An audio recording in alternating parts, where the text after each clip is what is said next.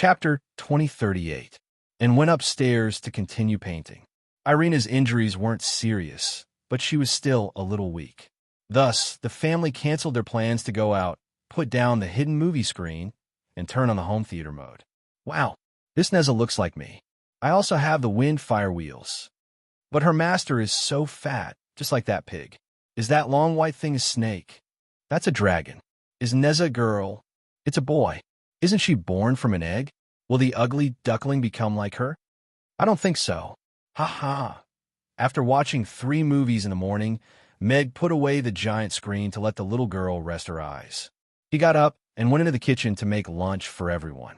Mag saw the waterproof rolling pin that could be sized or sized on the shelf. It was golden, but there were no patterns on it, nor were there any words like the Rui Jingu Bang. It was a bit of a pity. Mag grabbed the rolling pin and murmured softly, lit little dash. The foot-long rolling pin quickly shrank until it was the size of an embroidery needle. The great sage didn't lie to me. Meg looked at the little golden club in his hand and resisted the urge to stuff it into his ear. Even if he couldn't, he should be able to perforate his eardrum. Big, big, big. Meg continued to whisper. The needle-sized rolling pin began to expand, and it soon grew to a height of 3 meters. It stood tall in the kitchen. Interesting. When needed, it could be used as a jack. Meg nodded. He shrank it back to the size of an ordinary rolling pin and put it back on the shelf. Up until now, he still hadn't figured out what was so mysterious about this rolling pin. This bewildering name was probably the most mysterious of all. Last night's wine. Abraham sat on the edge of his bed and allowed the beautiful maids to help him dress and wash up. He was still thinking about the wine he drank last night. He had to be carried home last night, and he drank until he blacked out. Based on his past experience, this morning should be very uncomfortable. Surprisingly, he slept until the sun was high in the sky. When he woke up, he felt refreshed and had a good night's sleep. What's the name of the tavern we went to last night? Abraham asked the butler who was waiting by the side. Master, that tavern is called Saipan Tavern. It's on Romo Street. Butler Xiao Zhen replied. Saipan Tavern? Abraham pondered. Master, I prepared some porridge for you. Would you like to eat now? The butler continued. Abraham stood up and looked at the butler as he said, their dishes should also go well with the meal. Send someone to buy me some dishes to go with the wine. Okay. The butler agreed and turned to leave. Abraham suddenly stopped him and said, by the way, if their house isn't open yet, then forget it. Be civilized. All right. The butler smiled and replied, this old servant will go personally. Meg had just finished cooking when there was a knock on the door. Meg put on his mask and walked to the door. He looked through the doorway and saw an old man standing outside. This old man looked familiar. It was the old butler who usually followed Abraham around. Hello, what's the matter? Meg opened the door and went out. Sorry to disturb you, boss. My master likes your dishes very much and sent me to buy some from you. I wonder if it's convenient for you. The old butler said with a smile. This old glutton really knows how to eat. Buying dishes from a tavern is not something an ordinary person can do. Meg raised his eyebrows slightly. However, seeing that Abraham stood up for Amy last night, he still said, the tavern only opens at night, and the cold dishes are not ready yet. However, there's still some drunkard's peanuts. Wait a moment, I'll go get some for you. Okay, thank you very much, the butler said quickly. After a while, Meg came out with a wooden box of drunkard's peanuts and handed it to the butler. Boss, how much is it? The butler took out his money bag. Last night, your master helped our tavern out. These peanuts are a little token of my appreciation. Meg shook his head with a smile. I can't accept this. When a master heard that you didn't accept the money last night, he already reprimanded me. If he knows that we are taking for free outside, he will drive me away. The old butler took out a silver coin and handed it to Meg. Keep it. The master likes your dishes.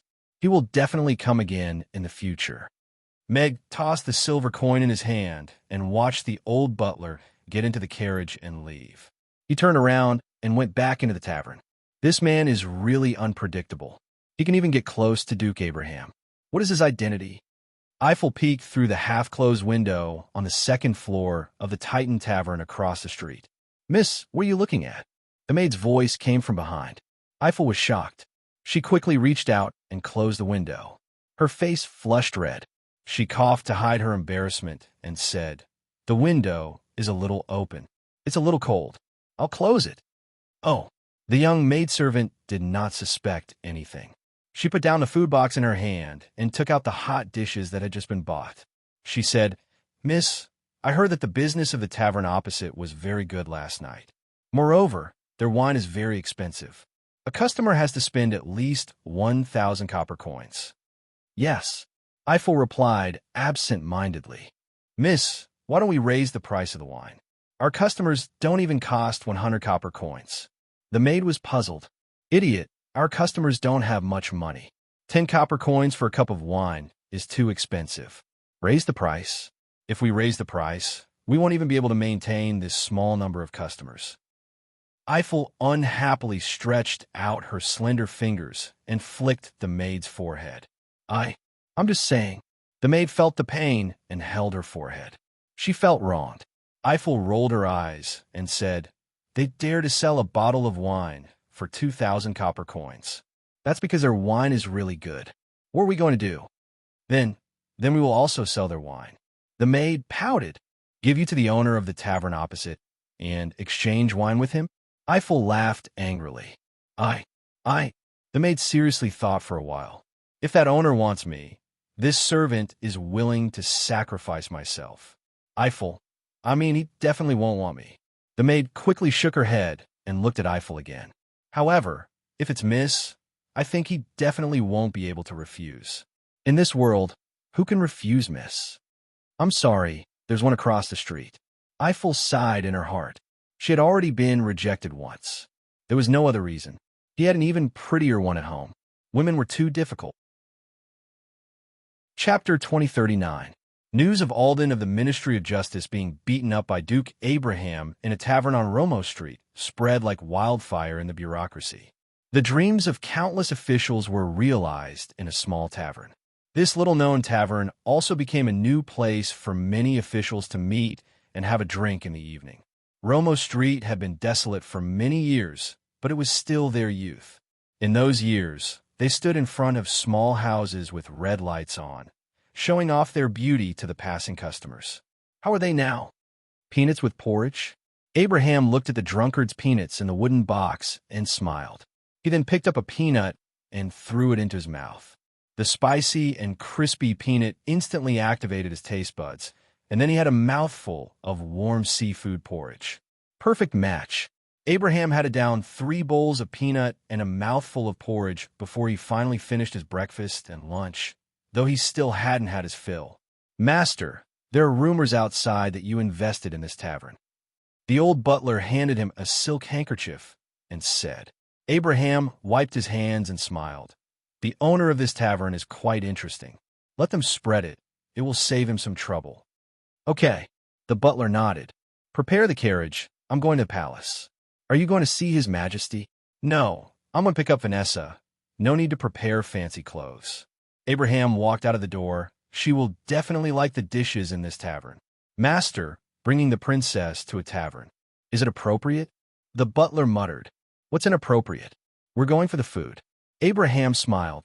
Before opening hours, there were already more than a dozen customers waiting outside Saipan, and most of them were officials in official robes. Of course, it wasn't that they came early to get a seat, but that they didn't know the opening hours of the tavern and came early. "Wow, look at that tavern. It's not even open yet, and so many officials are waiting." "Yes, it's really enviable. Our Romo Street hasn't seen such a scene for many years."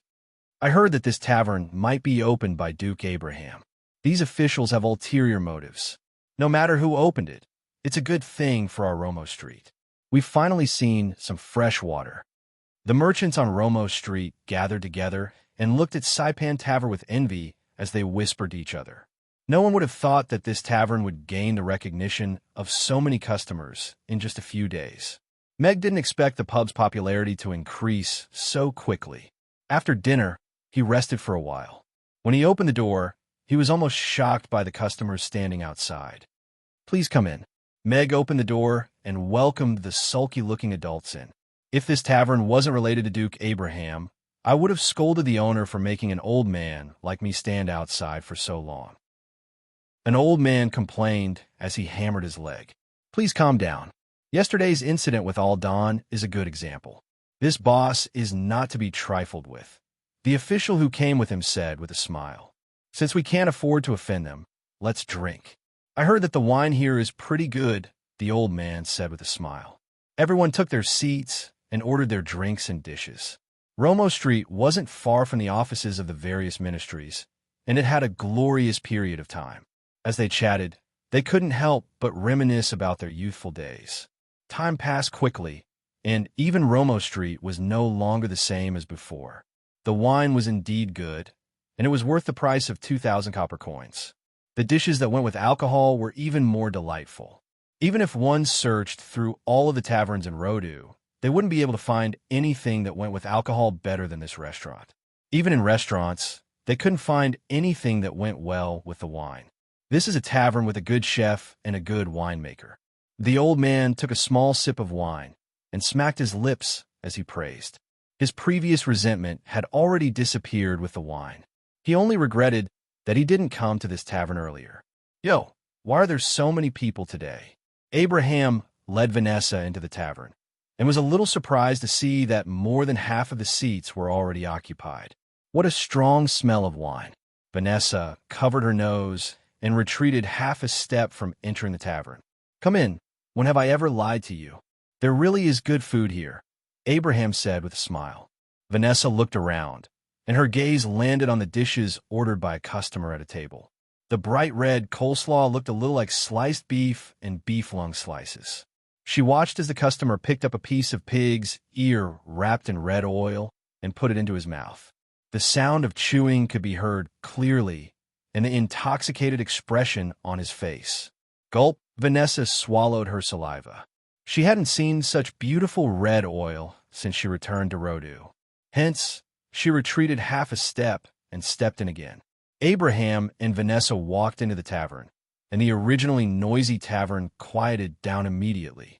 Princess Vanessa had attended a few royal events recently, so the ministers were no stranger to her. Abraham was even more so.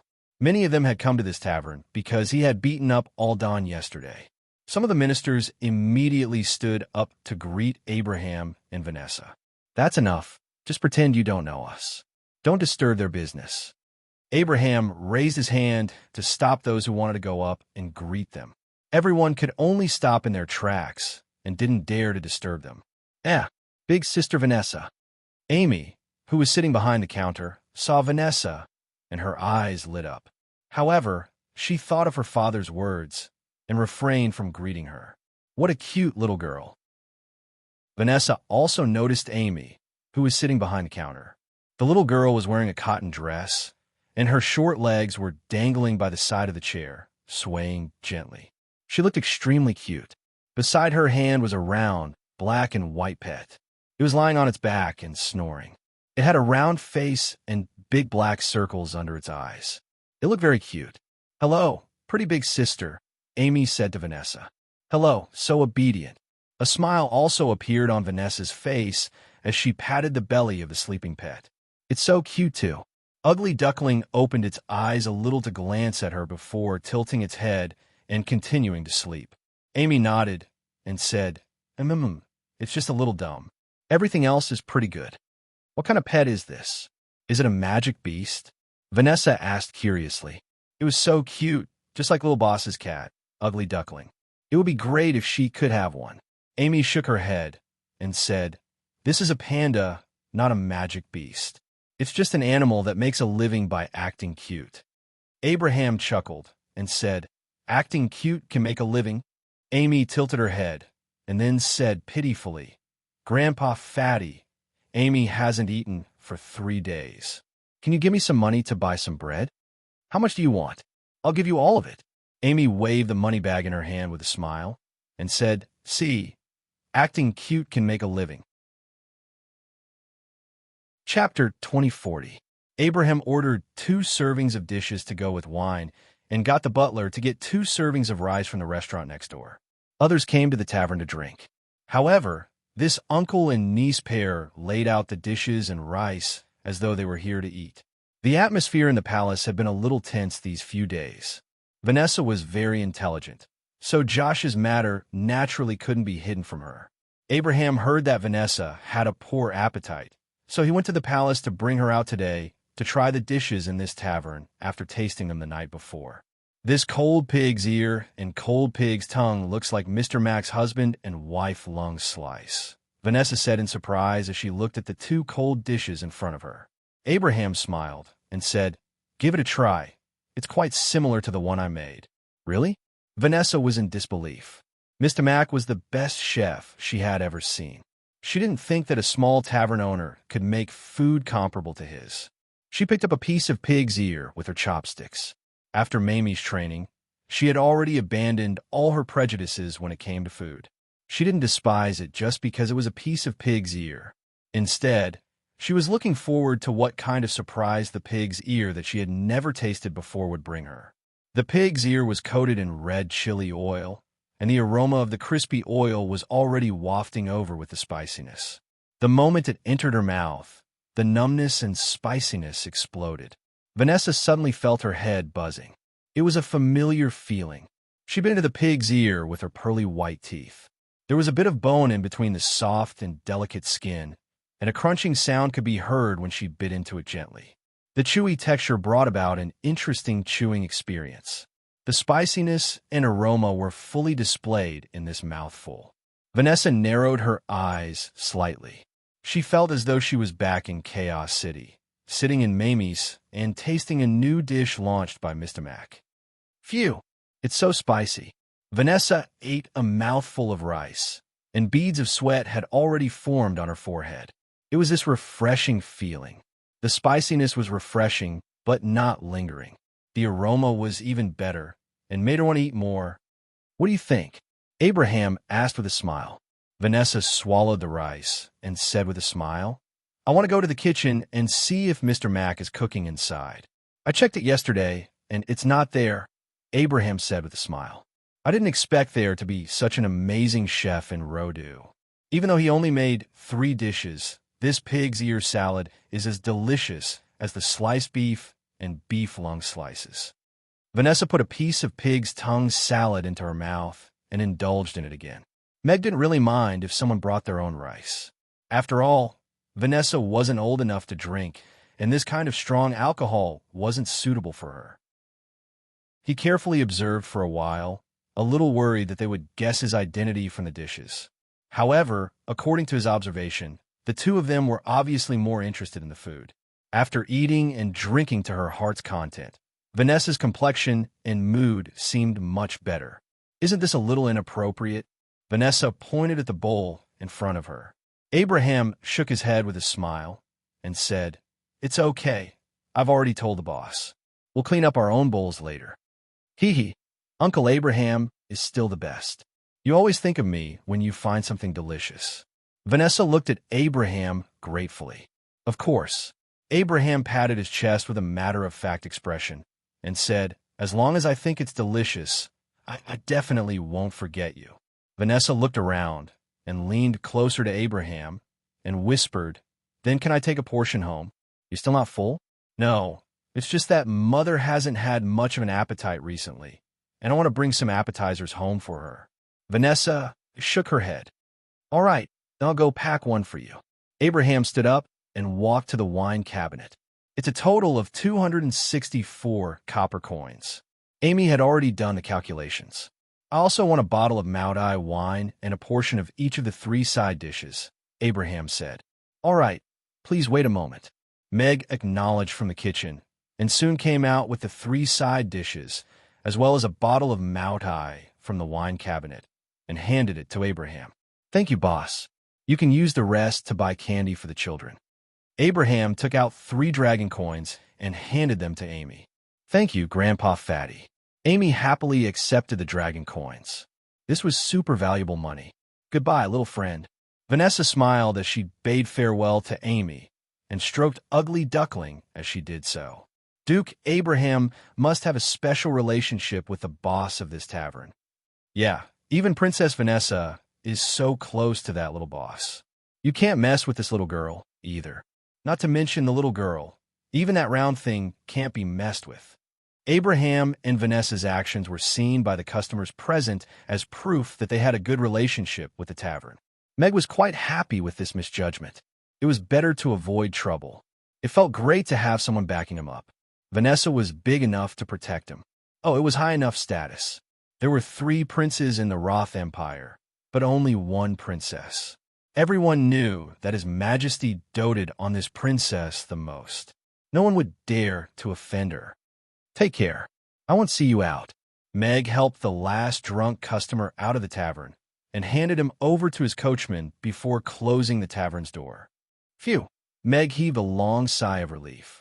He actually felt a little like he had just finished working at Amy's. Are you looking for a smart waitress? Irina said with a smile as she walked down the stairs. You don't say. I really want to hire one. Meg nodded honestly. She worked around the clock, ordering and serving the dishes. She also had to work in the kitchen to prepare the dishes and occasionally respond to the strange requests of the customers. He was really tired. Do you think I can do it? Irina pointed to herself. You can't. Meg shook his head with a frown. You're destined to be the lady boss. It's such a waste for you to be a waitress, Meg said seriously. Collecting money is quite suitable for me. Irina sat in front of the counter and began to count the day's income. Meg heaved a sigh of relief for the customers. He was mainly afraid that Irina would hit the customers' faces with a cold folding chair for no reason. If things didn't go well, someone might die. Father, there's a meteor shower in the sky. Amy suddenly ran down the stairs and stuck her head out as she exclaimed in surprise. Meg smiled. If there's a meteor, you can make a wish at the meteor, and it will come true. Really? Amy's eyes lit up. Of course. Amy can make a wish before the meteor disappears. Meg nodded with a smile. Then I'll go now. Amy turned and ran upstairs.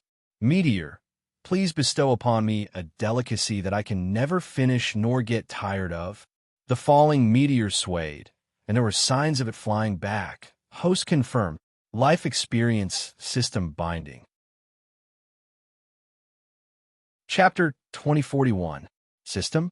What's that? Can I eat it? Also, where are you? Why can't I see you? Amy got up from the bed and looked around the room.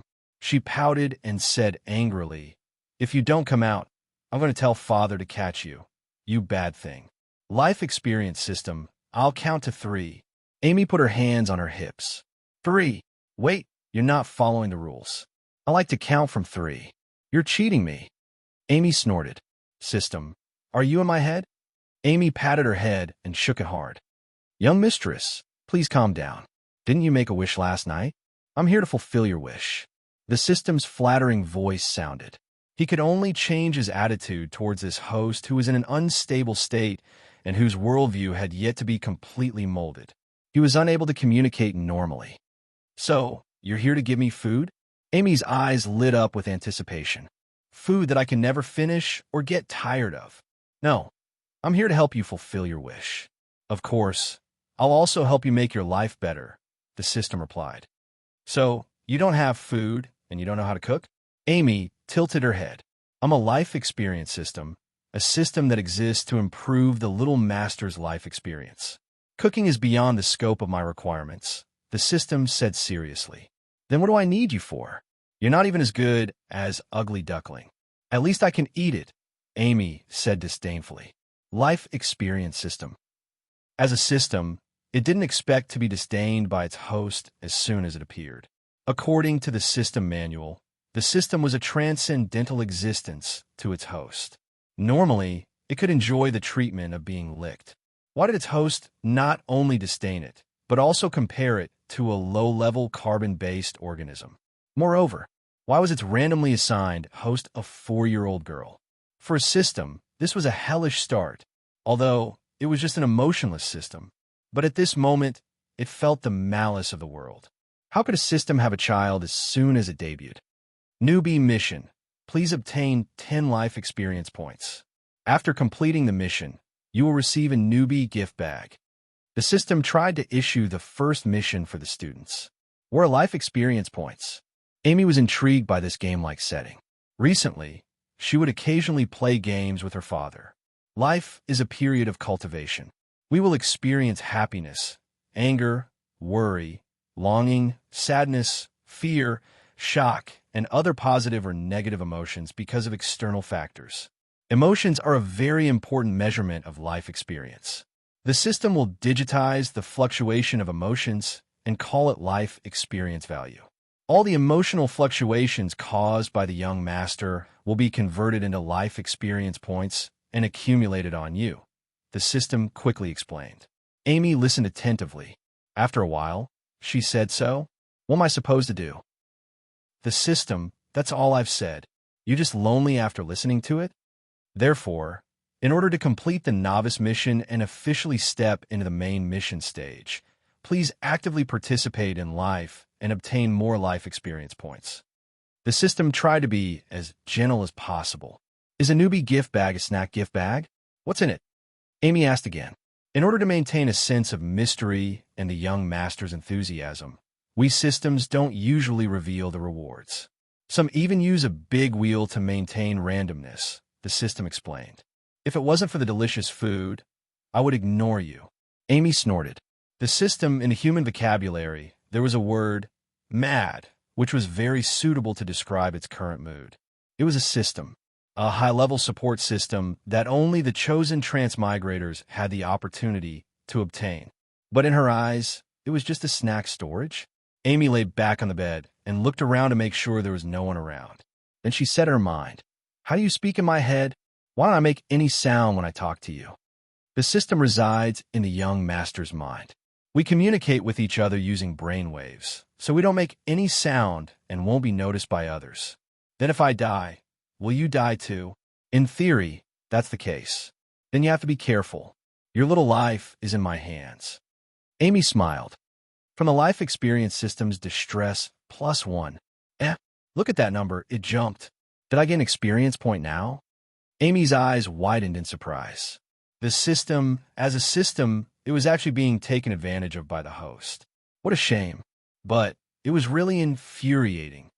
Young master, according to the binding rules between the system and the host, the young master must keep my existence a secret. In other words, you can't tell anyone about my existence. Otherwise, you will be punished.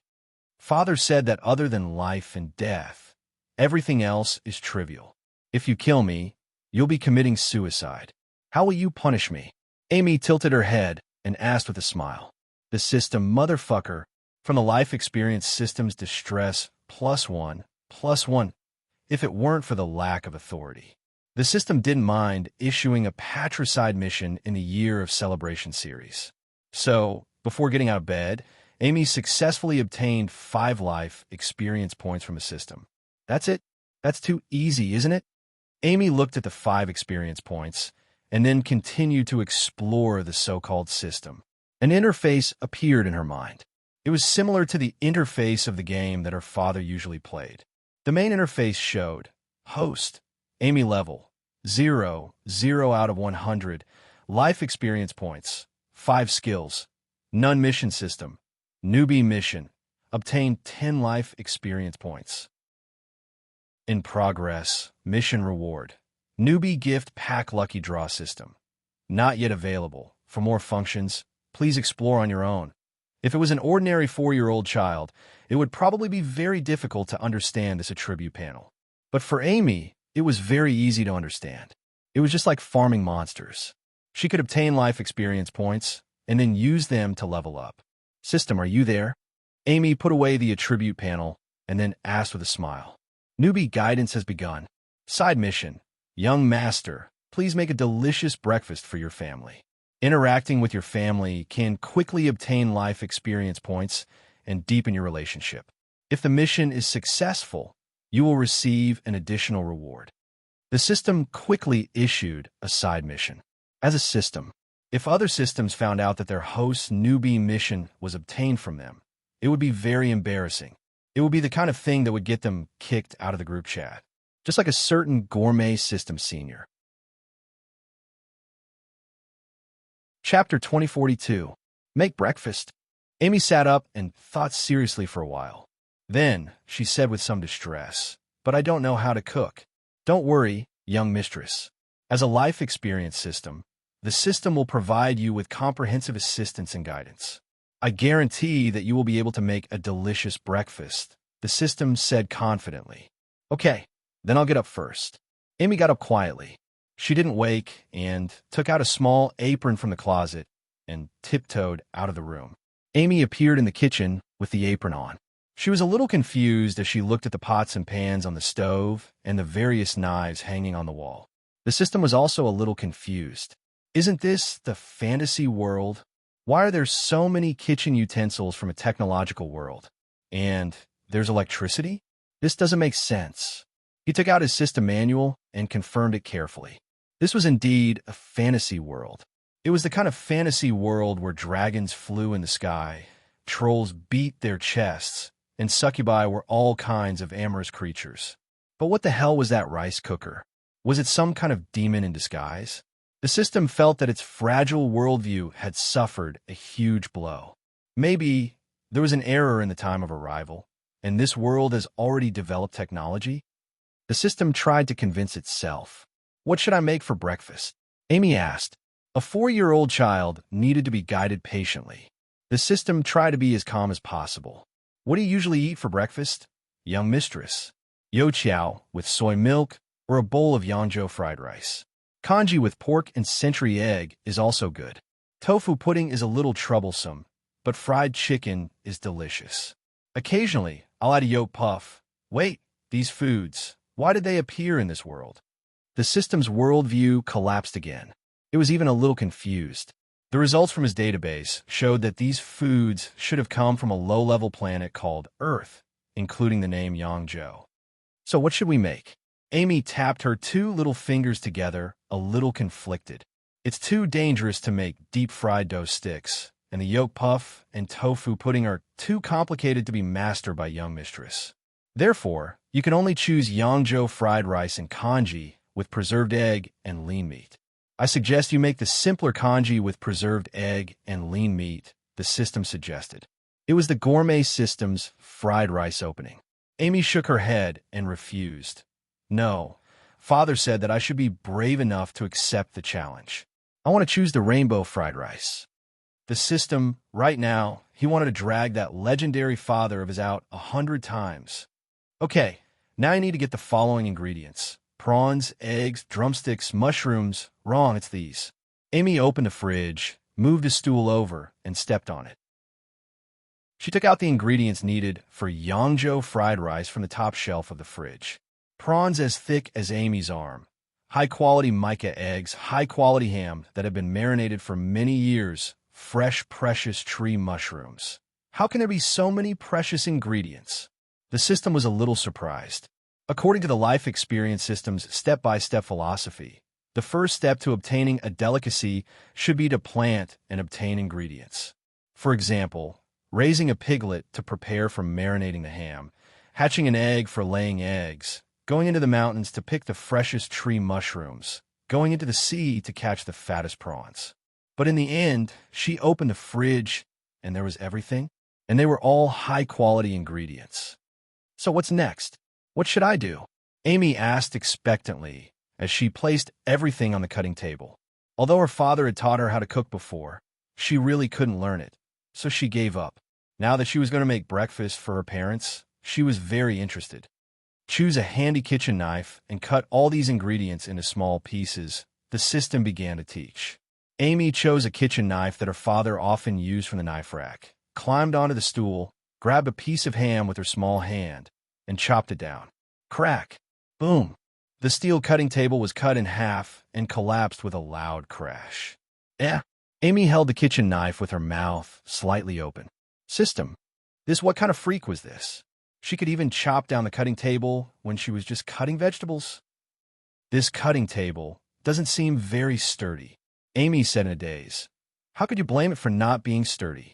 The cutting table wanted to flip itself over when it heard this. You obviously used too much force. Then what should I do now? I broke Father's cutting table. If he sees this, he'll be very angry. Amy suddenly came back to her senses and said anxiously, Don't worry, little mistress. It's just a cutting table. I believe your father won't blame you. After all, you're so cute. If father gets angry, will I be able to get life experience points? Hmm? The system was shocked, but still answered, theoretically, yes. No, I can't make father angry and sad. He has to raise me and mother. It's hard on him every day. Amy shook her head and put the kitchen knife to the side. She picked up the ingredients that had fallen to the ground, and then picked up the cutting table that had been cut in half. It's already broken. It needs a blacksmith to weld it back together. This isn't something that you can do, little mistress, the system advised.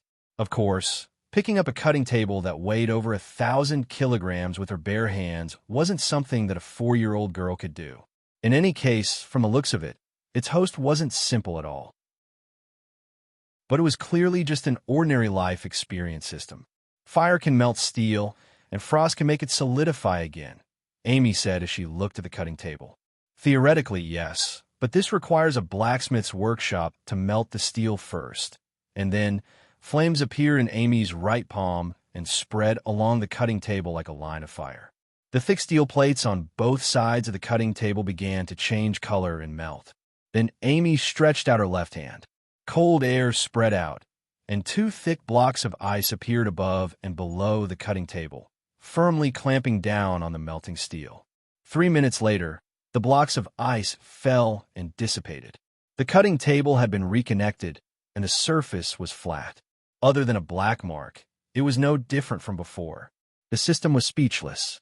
Although the extreme cold would destroy the internal structure of the steel and make the joints brittle, but for a 4-year-old child, this was already an insane operation. Exclamation point, +1 from the life experience system. Chapter 2043. Exclamation point from life experience system, +1. Surprise point from life experience system, +1. Rage point from life experience system, +1. Grief point from life experience system, +1. Fear point from life experience system, +1. Ding dong. Congratulations, little mistress, for completing the novice mission. You have received a novice gift pack. Please accept it. When AI Me finished the pot of Yangzhou fried rice, she finally obtained the experience points needed for the novice mission from the system. Wow, this novice mission is as easy as making a Yangzhou fried rice, Amy said happily. System, isn't that right, system? Amy didn't forget to ask. Distress point from life experience system, +10. No need. You're too kind. Amy waved her hand. What kind of plus ancestor is this? The system wanted to cry, but had no tears.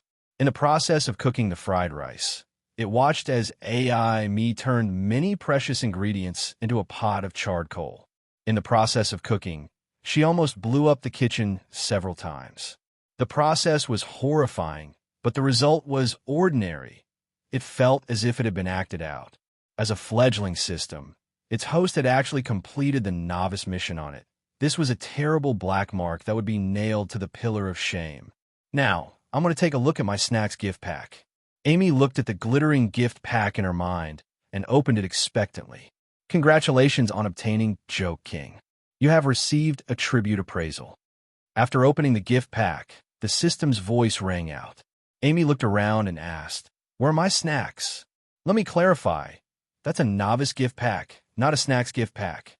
The system emphasized. Liar.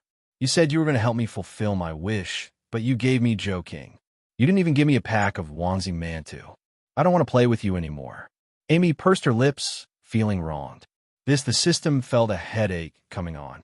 It didn't have the ability to coax children. Perhaps the heavens didn't expect it to meet a host like this. Don't cry. If you're sad, you could take a look at the Joe King and that attribute appraisal skill. It's really fun. The system braced itself and coaxed. Amy stopped feeling sad and activated attribute appraisal. The learning process only lasted for a minute. When she opened her eyes again, she saw the pot of Yangzhou fried rice in front of her. A pot of exploding Yangzhou fried rice. The system, I cracked. Xiaomi, what are you doing? At some point, Meg had appeared at the kitchen door. Looking at the mess in the kitchen, he was a little surprised to see Amy still holding a spatula in her hand. I'll make breakfast for you guys. Amy turned around to look at Meg. Her face, which had 2 charcoal stains, revealed a clean smile. Her eyes were curved, and she looked very cute. Breakfast? Meg stepped over a kitchen knife, standing at the door, and came to the stove full of rice. Looking at the pot of dark cuisine on the stove, the corner of his mouth twitched. Even with the perspective of a professional chef, he couldn't tell what this pot of dark stuff was. Yes, this is the rainbow fried rice I made for you guys. You guys worked too hard, so I wanted to make breakfast for you guys. Amy nodded. Looking at the fried rice in the pot, she said a little embarrassedly, but it seems to have become black earth fried rice. Meg looked at Amy, who was a little depressed, and felt warm at his heart. He was a little touched. No, it's pretty good. Meg smiled and patted her head. Touched by Meg +1. Amy's eyes lit up. If her father was happy, she was happy too. Did the kitchen explode? Why is there a burnt smell? Irina walked to the kitchen door with a frown. Looking at the mess in the kitchen, she was stunned. It really exploded? Meg woke up early to make breakfast for us. It's her first time, so it's inevitable to bump into something. Meg turned around and smiled. Irina smiled and said, "Is that so?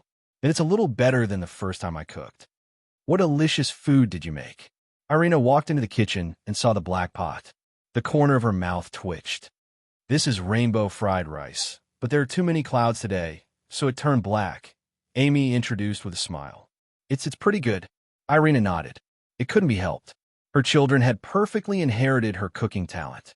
Amy was greatly encouraged. Taking out a bowl from the cupboard, she said, "If father and mother like it, then I'll get some for you."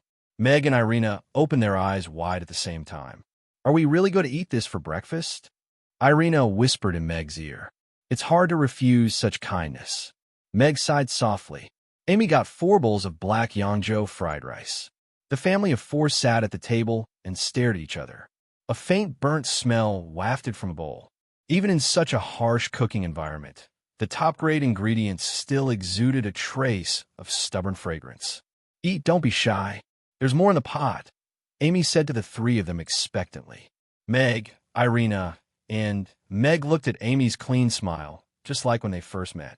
The expectation in her eyes made him unable to refuse. After a moment of hesitation, he picked up the spoon and scooped a spoonful of black fried rice and put it into his mouth. How to describe this feeling? It was like the ingredients were first rolled around in a saline alkali soil, then thrown directly into the fire and stir-fried together with the ashes. Finally, when they were taken out of the pot, they were scraped off a layer of the ground to serve on a plate. It was hard to imagine that this kind of taste could be created. One had to know that a series of extremely precious ingredients were used here. Even if it was just stewed with water, the taste wouldn't be too bad. "How is it? Is it good?" Amy asked expectantly. Meg, who had already lost the desire to chew, looked at Amy's expectant gaze and continued chewing. He still had to maintain a smile on his face. Then, he quickly picked up the water beside him and gulped it down. From Meg's distress +1. It's not bad. Meg nodded with a smile. What could he do? It was his own child. He had to bear it himself. Hee. Amy smiled happily, but she was a little puzzled. Why did father clearly like the fried rice I made, but why were there distress points in his mind?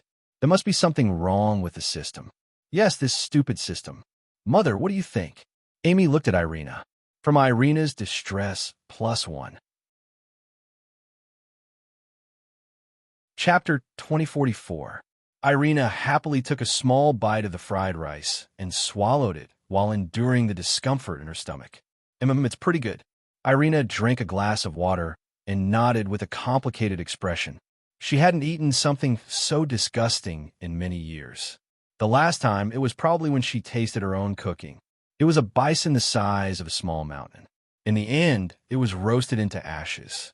The taste of the fried rice, she still felt discomfort in her stomach when she thought about it. Amy's soul-stirring fried rice was her true inheritance.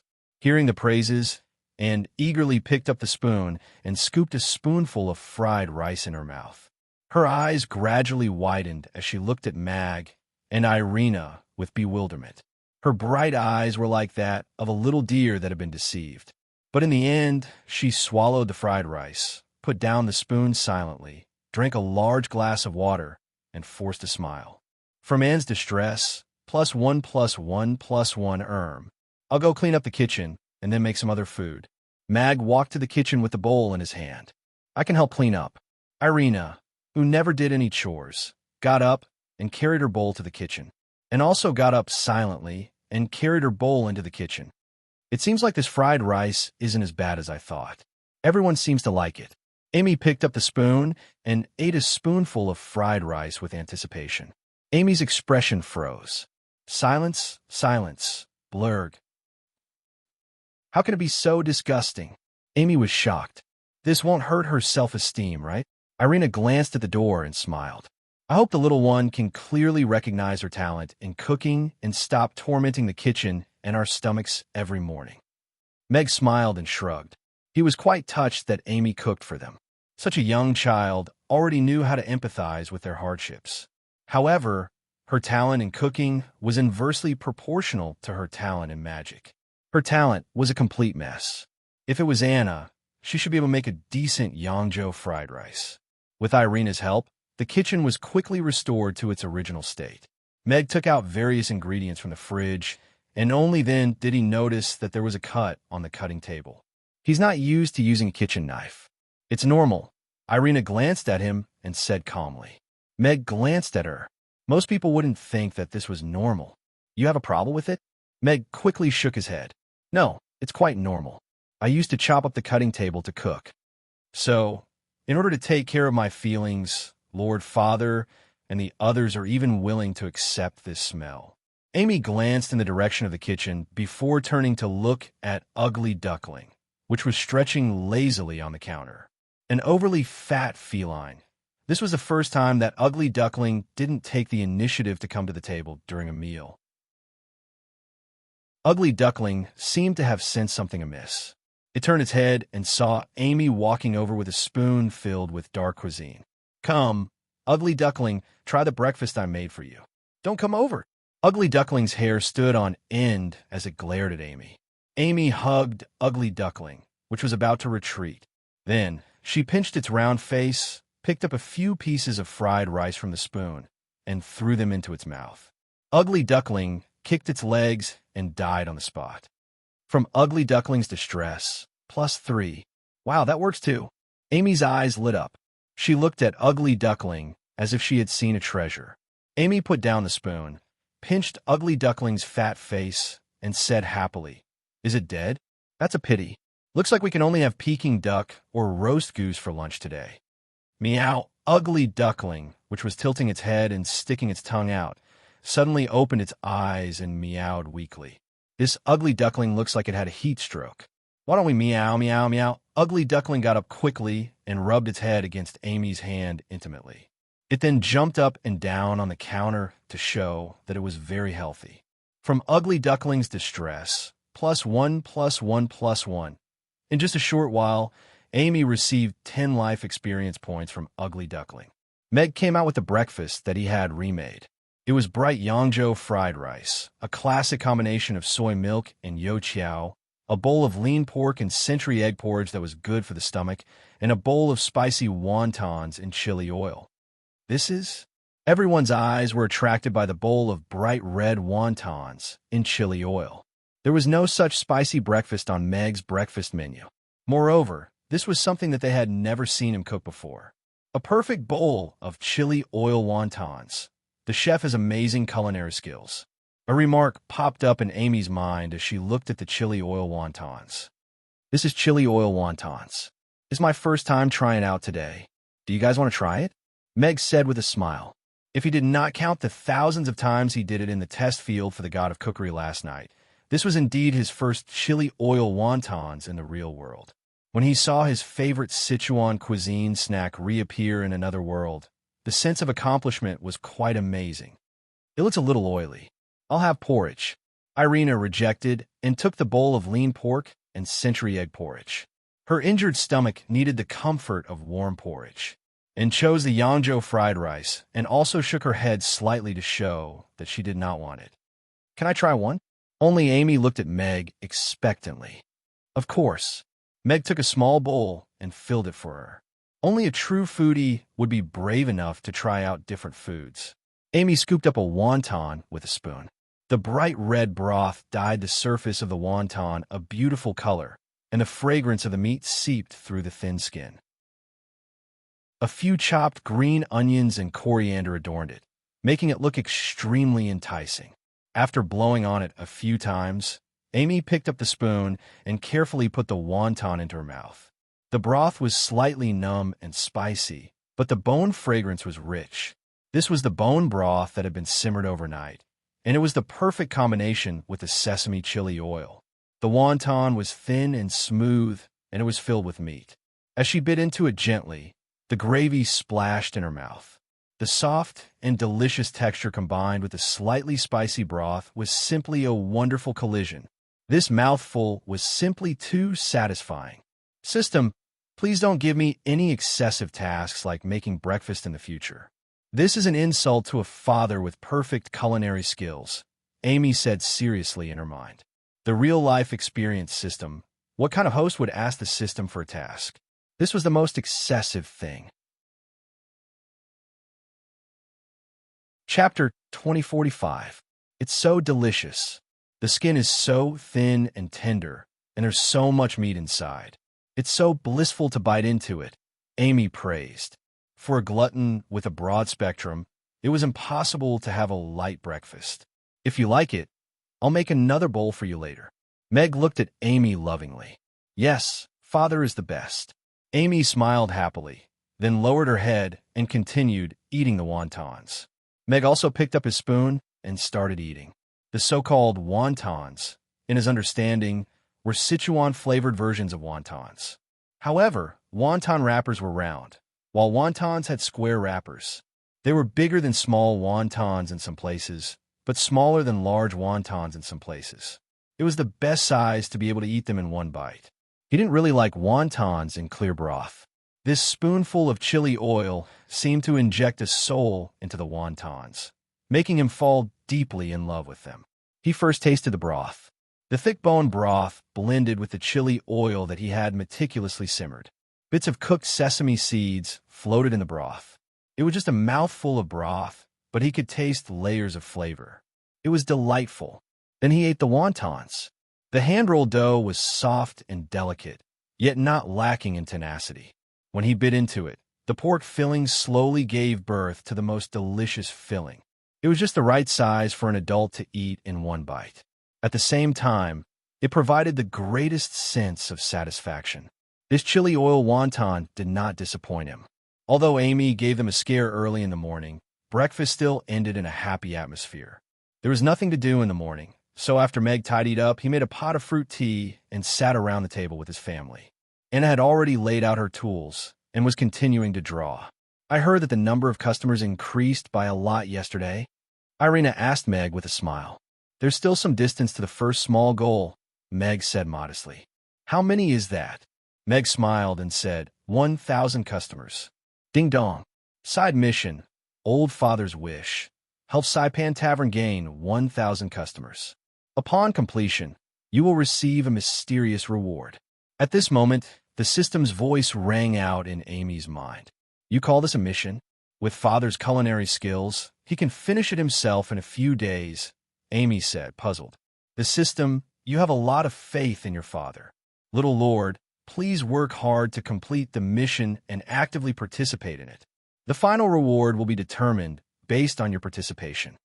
If it's still the king of jokes this time, then I don't want it anymore, Amy said disdainfully. Meg waved his hand in front of Amy and said with a smile, Amy, what are you thinking about? Nothing much. I got one last night when I was sleeping. Warning, warning, warning. Young master, please conduct yourself with dignity. Once the system is exposed, the self-destruct sequence will be activated. The system's anxious voice sounded. Amy's voice suddenly stopped. What did you get? Meg asked with a smile. Amy blinked and corrected herself. I had a dream when I was sleeping. I dreamed of a very funny person who said he was the king of jokes and told me a lot of jokes. Meg was a little surprised. Oh, Amy even had such an interesting dream. What kind of funny joke did the king of jokes tell you? He said, You can drink freshly boiled water as long as you're not afraid of the heat. Even a vicious tiger won't eat its cubs, so experts suggest that if you meet a tiger in the wild, you should kneel down and acknowledge it as your father to effectively increase your chances of survival. A ghost knocking on the door in the middle of the night means that this ghost is quite polite. Meg and Irina listened with great interest and occasionally burst into laughter. Even Anne, who was drawing beside them, couldn't help but put down her paintbrush and listen to Amy's jokes. Joy from Meg +1. Joy from and +1. Joy from Irina +1 +1 +1. Amy looked at the life experience points that kept popping up in her mind and became even more enthusiastic. Irina, did you really hear that in your dream? Irina laughed so hard that her cheeks were a little sore. Yes. Amy nodded. She also wanted to be an honest child, but the system didn't allow it. This badass system. Looks like Amy had an interesting dream last night. Meg was also smiling. Although he wasn't as easily amused as Irina, he was still amused by some of Amy's lame jokes. Especially when paired with her cute words, added a bit of fun. Then can I tell jokes to customers in the future? Maybe more customers will come to the tavern. Amy looked at Meg and asked. Meg pondered. There were tea houses and taverns with storytellers, but he had never seen a cute little girl telling jokes. However, looking at Amy's expectant expression and her outstanding performance just now, he nodded with a smile and said, Of course. If Amy is willing, then go ahead. All right. Amy nodded happily. Irina rested at home in the morning and went out again after lunch. She said she was going back to Chaos City to settle some night elves matters. The recent turmoil in the Wind Forest was a good opportunity for the night elves to counterattack. The two children were at home, and Meg went out to pretend to do some shopping as usual. This was Rodu, after all, and because he had bought half of Romo Street in a high-profile manner, the other merchants were paying attention to him in Saipan Tavern. When Meg came back from the market with a basket of vegetables, he bumped into F, who had been following him for 3 streets. What a coincidence, Mr. Hades, F said to Meg with a smile. She was wearing a wine-red dress today, which showed off her curvaceous figure perfectly. It must be a special fate. Meg nodded with a smile as he glanced at her slender legs that were trembling slightly. The temperature outside should be around 0 degrees Celsius now, and the ice by the roadside had not melted yet. It was a little hard for her to dress like this in a world where there were no godly items for bare legs. Yes, I knew something special would happen between us when I first met you, Mr. Hades. Effie smiled sweetly as she flipped her hair. Her red lips curled up slightly as she presented her most charming side to Mag. For example, bumping into each other on the way home from grocery shopping. F's expression froze. It is quite special. Let's go grocery shopping together when we have time, Meg said with a smile. All right, next time for sure. F nodded with a bitter gaze. How could there be such an insensitive man? Shouldn't a normal man say, Do you have time to sleep together? If it was a man of a higher rank, he would say, I want to wake up with you. I see that your tavern is already on the right track. I spent a lot of time and effort to get the first batch of customers. You are really outstanding, F said. Really? I have just started, Meg said with a smile. F. Chapter 2046. AI Faye was not discouraged. She flipped her hair to the other side, and a seductive smile appeared on her face again. I heard that your cooking is as good as your wine. That is just a rumor. Meg shook his head. My cooking is much better than the wine, Meg said confidently.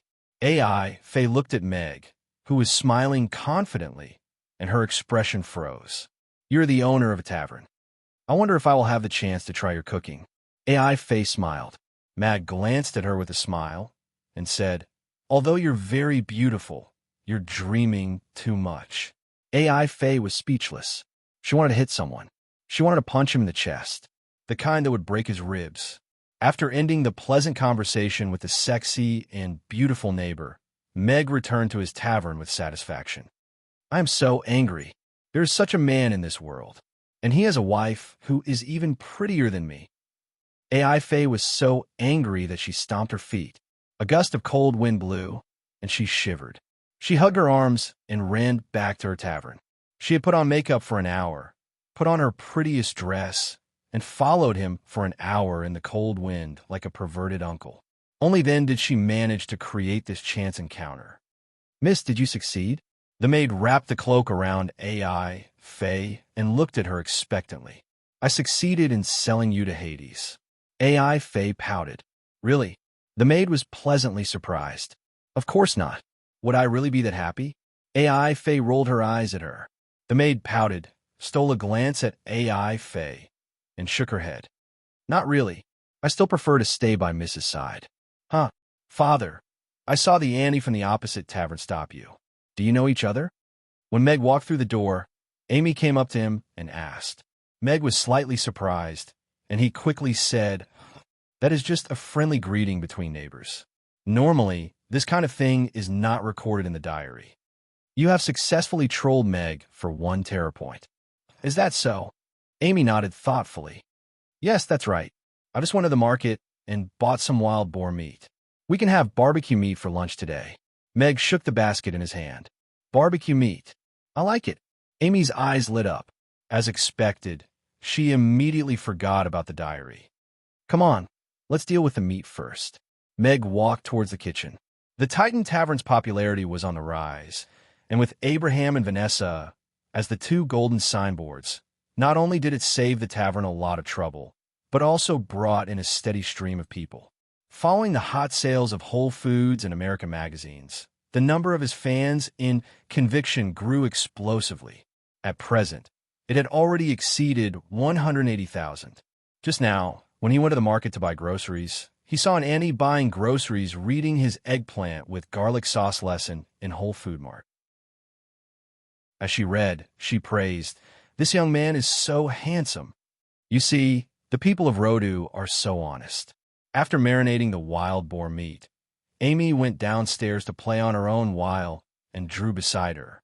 Meg went upstairs to the study to study the mind control ability rewarded by the system. It was called an ability, but more accurately, it was a method to control one's mind. This was because it relied on Meg's own spiritual power. The stronger his spiritual power, the more powerful this ability would be. Meg's spiritual power was very strong. It was stronger than most people in this world, including some 10th-tier magicians.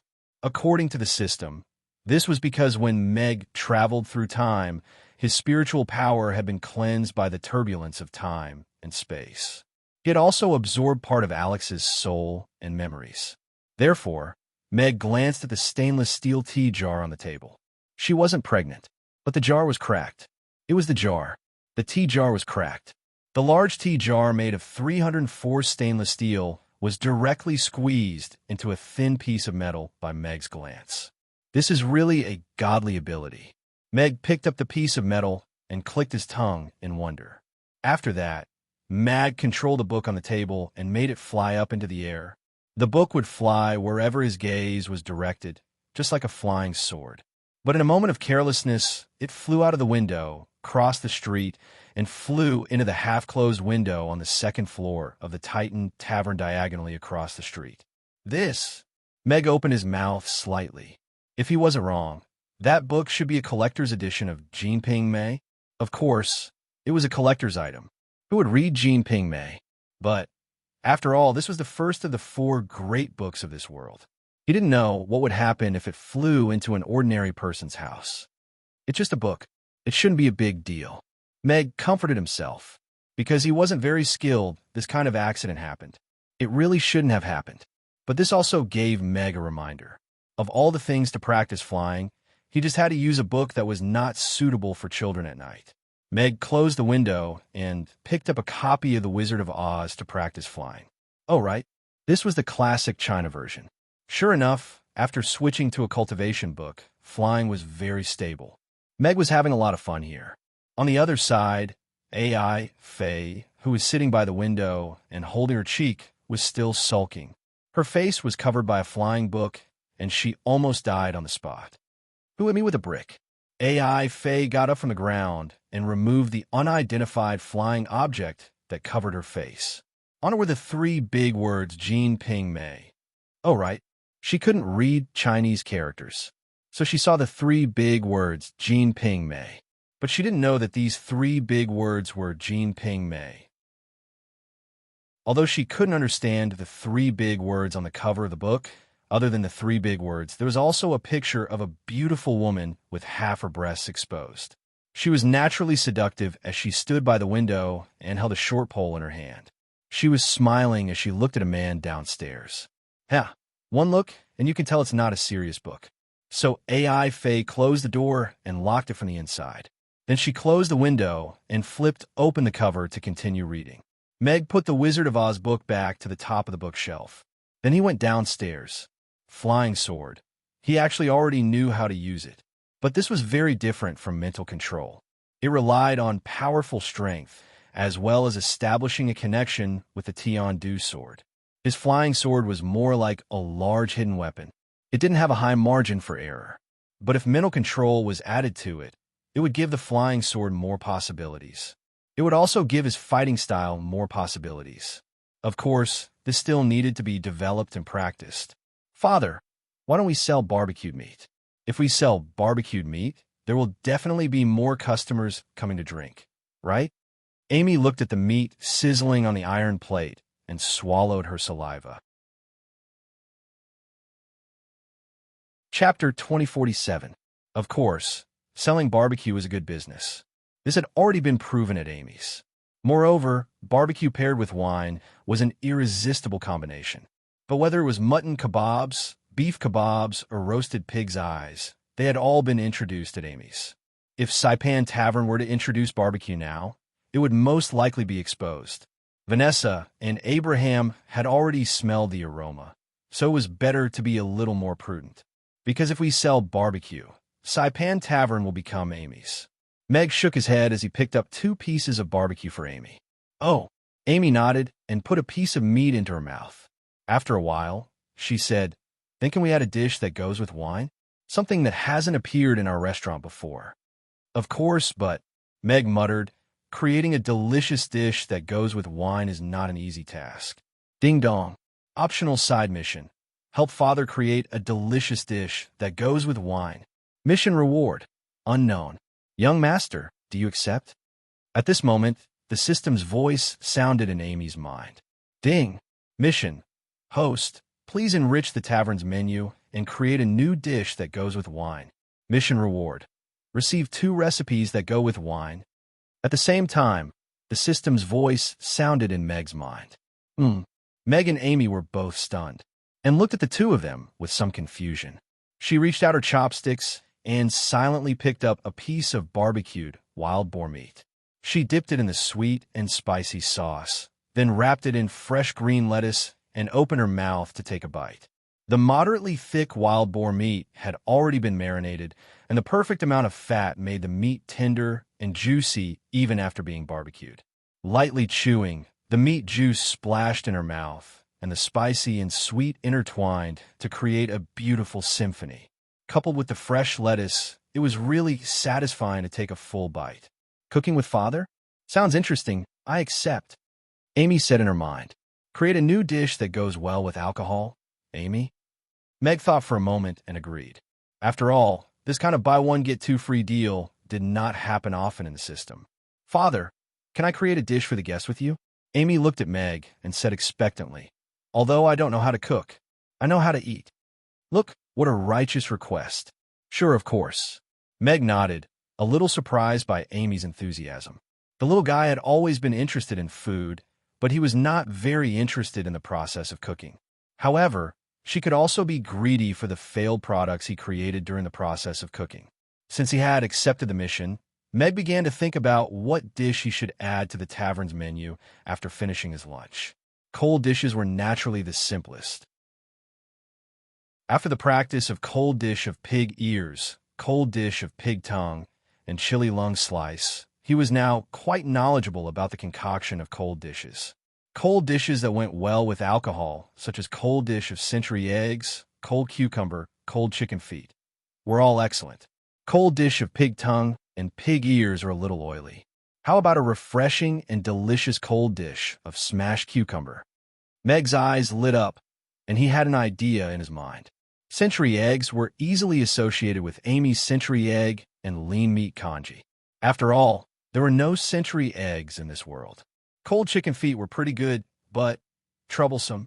Whether it was the heat of cooking chicken feet, the technique of handling chicken feet, or the concoction of soaking chicken feet, they all required constant experimentation.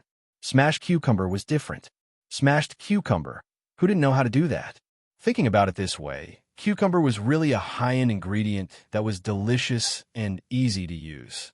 Amy sat opposite Meg with her hands under her chin and her short legs swinging as she stared at him for a long time. Finally, she could not help but ask, "Father, what dish are we going to make?" "We're going to make a dish of smashed cucumber. Let's go and try it." Meg rubbed the little one's head and walked towards the kitchen.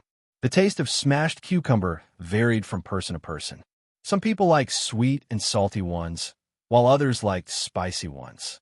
However, his favorite was still sour and spicy ones. The sour and spicy smashed cucumber was not only good with alcohol, but was also excellent with porridge. There were no cucumbers in the fridge, but Meg used the mission as an excuse to get a batch from the system. The cucumber was straight, and it was just the right size to hold it in one hand. Yes, this was the best quality cucumber that was very suitable for smashed cucumber. "Is this a cucumber?" Amy asked curiously. "Yes." "Why are cucumbers green?" "Air." Meg was speechless for a moment. The little one had actually asked about his blind spot. Amy tiptoed and took a cucumber from the fridge. She waved it in her hand. "Give me a wooden club. I'll use this to scare Ugly Duckling." With that, she went out with a cucumber and gently placed it beside Ugly Duckling, which was lying on the counter and taking a nap. "Ugly Duckling," Amy called out as she walked to the side. "Meow." Ugly Duckling opened its eyes in a daze and turned its head to answer. Then it glanced at the unknown long green object placed beside it. "Meow." Ugly Duckling leaped off the ground like a spring. It jumped several meters high and hit its head on the ceiling before falling back down. Then it rolled and crawled to hide behind and who was painting at the side. Only then did it dare to look at the cucumber on the counter with a vigilant expression. From Ugly Duckling's distress, +3 +2 +1. Amy laughed even more happily. Meg also laughed involuntarily. A new point of knowledge had appeared. The cats in the alternate world were also afraid of cucumbers. "Ugly Duckling, you're so stupid. This is just a cucumber." Amy picked up the cucumber and waved it. Ugly Duckling looked at it cautiously and still hid behind and unwilling to come out. "Forget it. I won't tease you anymore." Amy took the cucumber back into the kitchen. She looked at Meg and asked, "Father, how do I eat this cucumber?" "Actually, this cucumber can be eaten directly after washing it." Meg took the cucumber from Amy's hand, rinsed it with water, and broke it in two. "Give one to and you eat the other." Meg handed the 2 cucumbers to Amy. The cucumber planted by the system was green and tender. After breaking it open, it had a faint fragrance, just like a fruit. Moreover, the planting process was completely environmentally friendly, and there were no pesticides or the like. It could be eaten directly after washing it with water. "Can I eat it directly?" Amy took a bite of the cucumber. Crunch. It was fresh and refreshing with a hint of sweetness. Amy's eyes curved into crescents. After swallowing it, she took another bite and happily said, "This cucumber is delicious." Chapter 2048. Smashed cucumber was a simple and quick dish.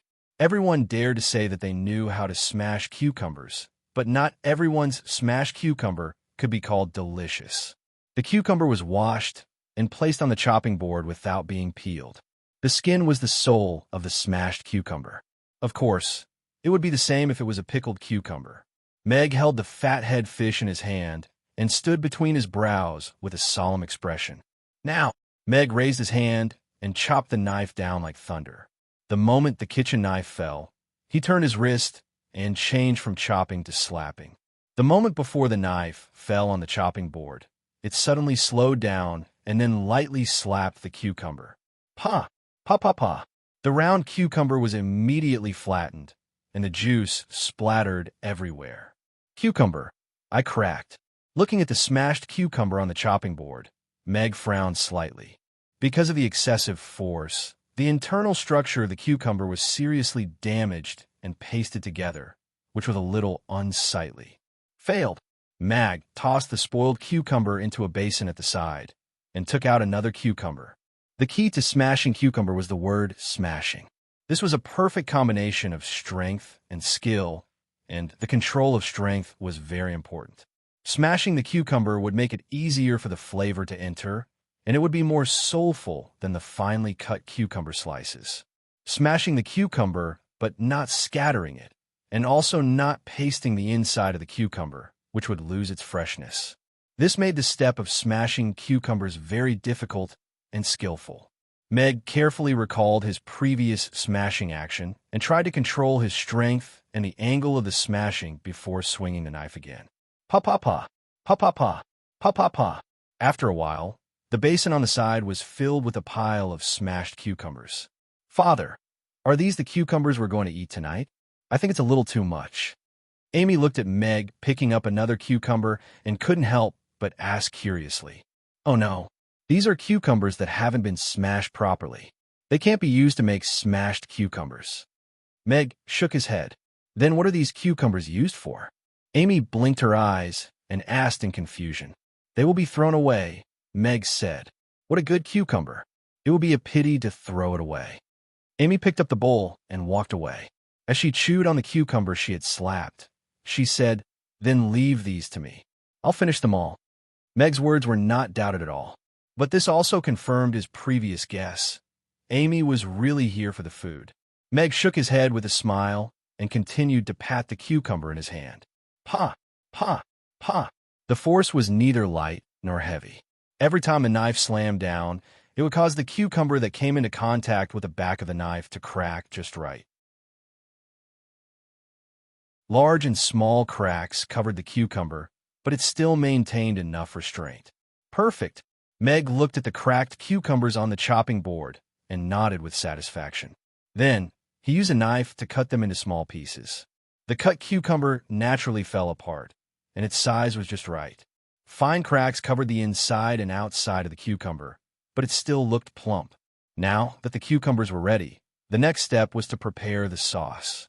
The sauce was the core of the difference in the taste of cucumbers. Cucumbers had a light taste, so the sauce would determine its taste. As a fan of spicy and sour cucumbers, Meg had already formulated a sauce recipe in his mind. Light soy sauce plus aged vinegar plus a little white sugar plus oil consumption plus minced garlic plus chili oil plus morning pepper. Although he had never cooked this dish before, Meg had eaten a lot of cucumber slices. After this period of familiarity and understanding with the various seasonings, he could already roughly deduce what seasonings were used in a dish through his memory. Of course, the specific amount still needed to be adjusted. After peeling the fresh garlic and mashing it into a paste, Meg began to mix it as carefully as if he was making a chemical. The chili oil was ready-made. It was needed for the cold pig's ears and cold pig's tongue. Too sour, too sweet, too salty, too spicy. Meg frowned slightly as he tasted the sauce he made every time. Amy returned to the kitchen with a big bowl in her arms and a row of sauces beside her. She dipped the cucumbers in the sauce and ate happily. Is it good? Meg put down the sauce that he was still not satisfied with and looked at Amy, who was chewing on the cucumbers like a little squirrel. Yes, it's good. Amy nodded, and it's getting better and better. Then try this. Meg brought the sauce that he had just made to Amy. Amy picked up a piece of cucumber and dipped it in before putting it into her mouth. It was sour and spicy. It was so delicious. A near-perfect cucumber dipping sauce. A line of appraisal report appeared in Amy's mind. Although it's delicious, I think it can be more perfect, Amy said to Meg. Oh, Meg was a little surprised. The little girl had always liked to praise him. He did not expect her to give an evaluation of not expensive but perfect. However, this happened to be in line with his thoughts. The ratio of sour and spicy was already perfect, but he still felt that something was missing. Father, is this cucumber to be dipped in? Amy asked. Right. We should mix them together and see how they turn out. Meg's eyes lit up. He had paid too much attention to the process and neglected the possible reaction after the two were mixed together. Although the taste of the cucumber was light, it also had a special fragrance. Moreover, cucumbers were easy to release water. After the sauce was mixed with them, it would become lighter due to the precipitation of water from the cucumber. This was also a problem that needed to be considered. Cucumbers are a cold dish, not a dipping sauce. Meg smiled and slapped another cucumber. Then, he made a sauce according to the previous recipe. He poured the sauce over the cucumber, mixed it well, and put it in the fridge. Not long after, Meg took the cucumber out of the fridge. The water in the plate had indeed increased a little, but because of the refrigeration, the amount of water was not too much. The cucumber was still emerald green. It was decorated with minced garlic and a few bright red chili peppers. The sour and spicy taste slowly wafted over, making people salivate. Try this. Meg took 2 pairs of chopsticks and handed one to Amy. He picked up a piece of cucumber and put it into his mouth. The sourness of the vinegar could not wait to bloom in his mouth first, followed by the spiciness. The spiciness of the chili oil and the chili peppers blended together, making the spiciness even more prominent. When he bit into the cucumber, the crisp texture and the refreshing and rich juice bloomed in his mouth, neutralizing the sourness and spiciness in the most wonderful way. This is the taste. Meg's eyes lit up. He finally found the crux of the imperfection, which came from the original taste of the cucumber. Now, the taste of this cucumber had completely met his requirements. Although it was not as good as a real master's, it was enough to go with wine and porridge. Amy picked up a piece of cucumber. A perfect cucumber. Amazing culinary skills. Chapter 2049. Meg didn't manage to add cucumber slices to the menu because they didn't meet the system's requirements yet. Too much water was a deduction. It's not my fault that it's too much water. I didn't do anything to it. Meg shrugged innocently. These cucumber slices still have a lot of room for improvement. They don't meet the system's perfect standards. Please continue to practice and research. The system said seriously. Stupid system. There are so many requirements. Meg pursed his lips and looked at the cucumber slices in front of him worriedly. Father, these cucumber slices are super delicious. The customers will definitely like it, Amy said happily as she put down the bowl in her hand. It's good, but it's not good enough to be served to the customers. Meg shook his head. Is this still not enough? But the system. Warning, warning, warning. Please pay attention to the confidentiality rules. The life experience system's warning immediately sounded. System, I think it's already perfect. Amy swallowed her words and said, there's too much water seeping out, and it's still increasing. This means that the cucumber's taste will get worse as time goes by. This is a very bad flaw. Meg shook his head slightly. Looking at the increasing water content on the plate, he also realized the seriousness of the problem. Drinking was an activity with a relatively long span of time. If a dish couldn't meet the requirements of the system, it meant that it didn't meet the requirements. The taste of cucumbers was supported by water content. If too much water was lost, the taste would plummet. If they couldn't solve the problem of too much water seeping out, then the cucumber slices wouldn't make it to the table. System, does this mean that I've completed the mission? Amy asked in her mind. No new dishes have been added to the menu, but you just said that it's a perfect cucumber slices, Amy said seriously. System, according to the life experience system standards, this was indeed a perfect cucumber slices. Whether it was eaten with rice or porridge, it was very suitable. But the problem now was that the young mistress' father wasn't satisfied with this level of cucumber slices. What a stubborn old man. The system gave Meg a warning. Stupid system, you're not allowed to speak ill of my father. Amy said angrily. Okay, little master. The life experience system was now very embarrassed. The evaluation was given by it, but now the dish was not on the menu, which meant that its requirements were not as high as a human's. This was a very bad thing. Because the dish did not meet the creator's requirements, the system has determined that the mission has not been completed. Little master, please continue to help your father improve the dish and complete the mission. The system's voice sounded. "Oomph, you liar," Amy said angrily.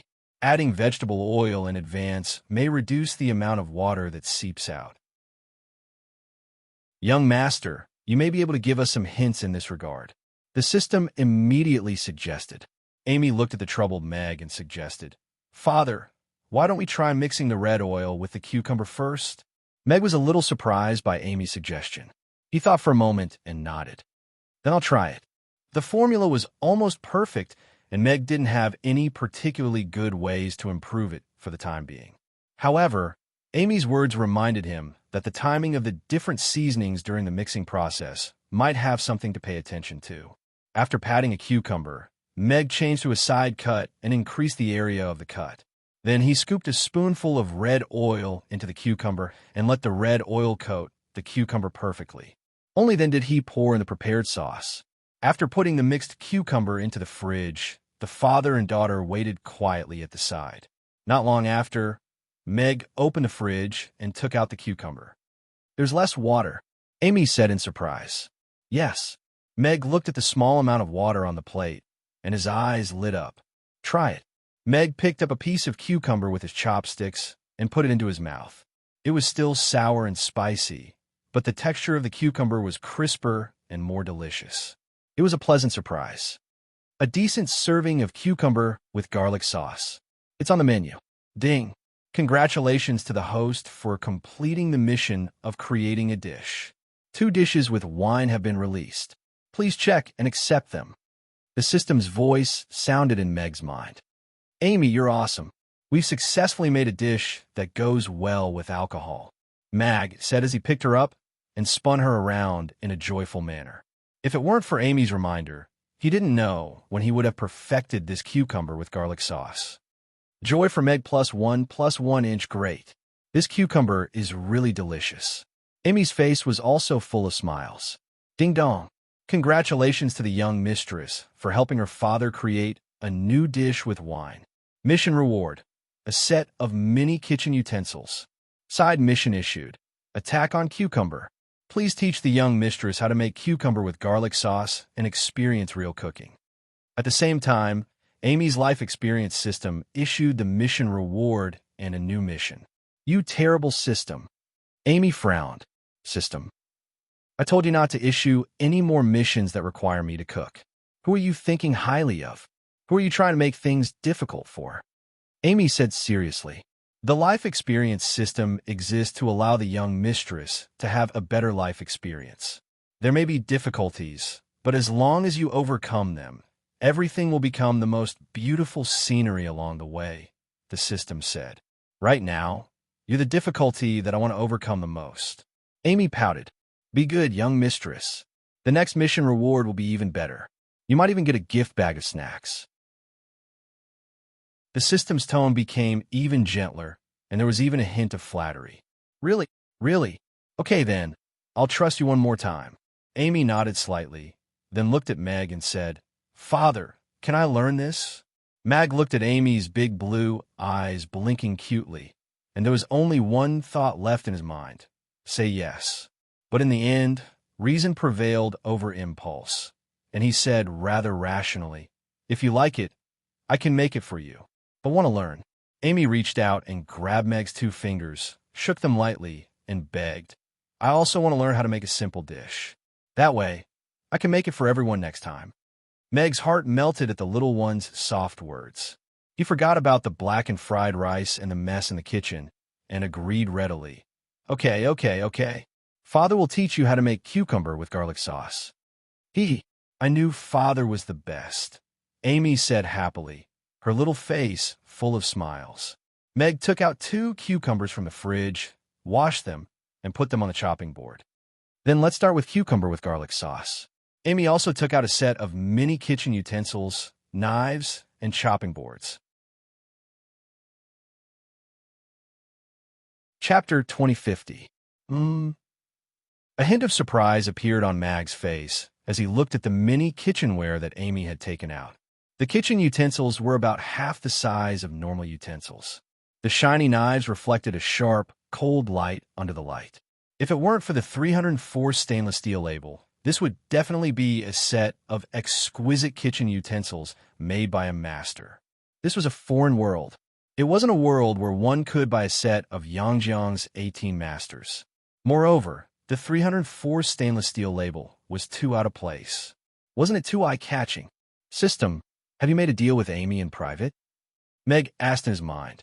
He was sure that he hadn't given Amy such a set of kitchen utensils. He had given one to Anna, who loved cooking, but it wasn't of this style. In this world, only the system could create such a set of kitchen utensils that were full of modern craftsmanship and labels. No, it doesn't exist. The system only serves the host and is not allowed to interact with a third party. This is a very important principle in the system's code of conduct. It's the same as the host code of conduct. Moreover, the quality of this set of knives is extremely low. It's definitely not a product of the system. From the craftsmanship and material, it's indeed a modern mass-produced product. The source is yet to be verified. The system was obviously a little excited, but it made its stance clear. Then where did Amy get this set of knives? Meg frowned. Father, can we start? Amy held the kitchen knife in her hand and looked at Meg eagerly. Then let's start by learning how to slap a cucumber. Meg nodded and didn't rush to ask Amy. He held the kitchen knife and used the back of the knife to slap the cucumber as he said, You have to be quick. When the cucumber isn't paying attention, slap it lightly. Slap. Cracks of various sizes appeared on the cucumber, and only a small amount of juice splashed out. It looks very simple. Amy nodded. She raised the kitchen knife confidently and slapped it down. Boom! In the end, the chopping table couldn't withstand the attack. Meg, looking at the chopping table that was lying on the ground with its 4 legs bent, and the cucumber that had been smashed together with the chopping board, his expression was somewhat complicated. Amy, who was holding a bent kitchen knife in her hand, also looked shocked. I just patted you lightly, Amy said innocently as she turned to look at Meg. Yes, I know. Meg forced a smile as he patted Amy's head and comforted her. It's okay. Chefs do this all the time. He knew that Amy hadn't done it on purpose. It was just that the little rascal had learned his starting stance, but she hadn't learned how to pull back when she landed on the cucumber. With this slash, not to mention a cucumber, even if it was a stone melon, it would be smashed into pieces. As the saying goes, you can master something as soon as you learn it, but you can't do it as soon as you do it.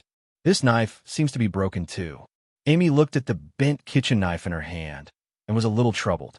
Meg took the kitchen knife and broke it into 2 with a gentle snap. He shook his head and said the quality is too poor. If Meg really wants to learn how to cook, you can get a Rome master to make you one when we return to Chaos City. It's you two who are too violent. Freakishly strong woman and freakishly strong father. It's so hard for me. A certain system corner roared. Okay. Amy nodded obediently. Meg cleaned up the mess in the kitchen and reinstalled 4 super alloy legs on the chopping table. They were the kind that could withstand a 7th-tier knight's hammer. He took a slightly smaller knife from the knife rack and passed it to Amy.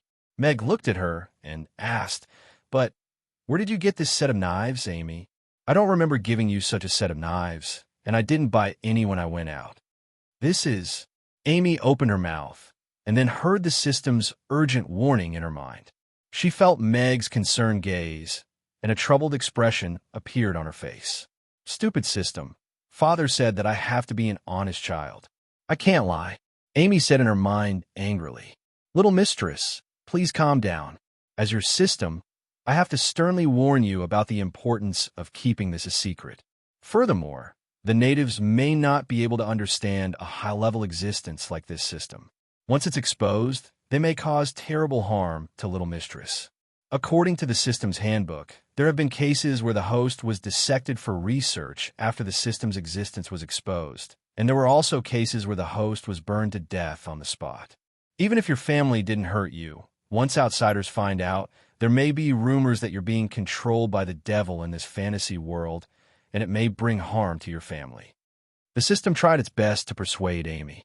Its tone was gentle and sorrowful, and it almost knelt down in front of her. Oh my God, why did I have such an adorable host?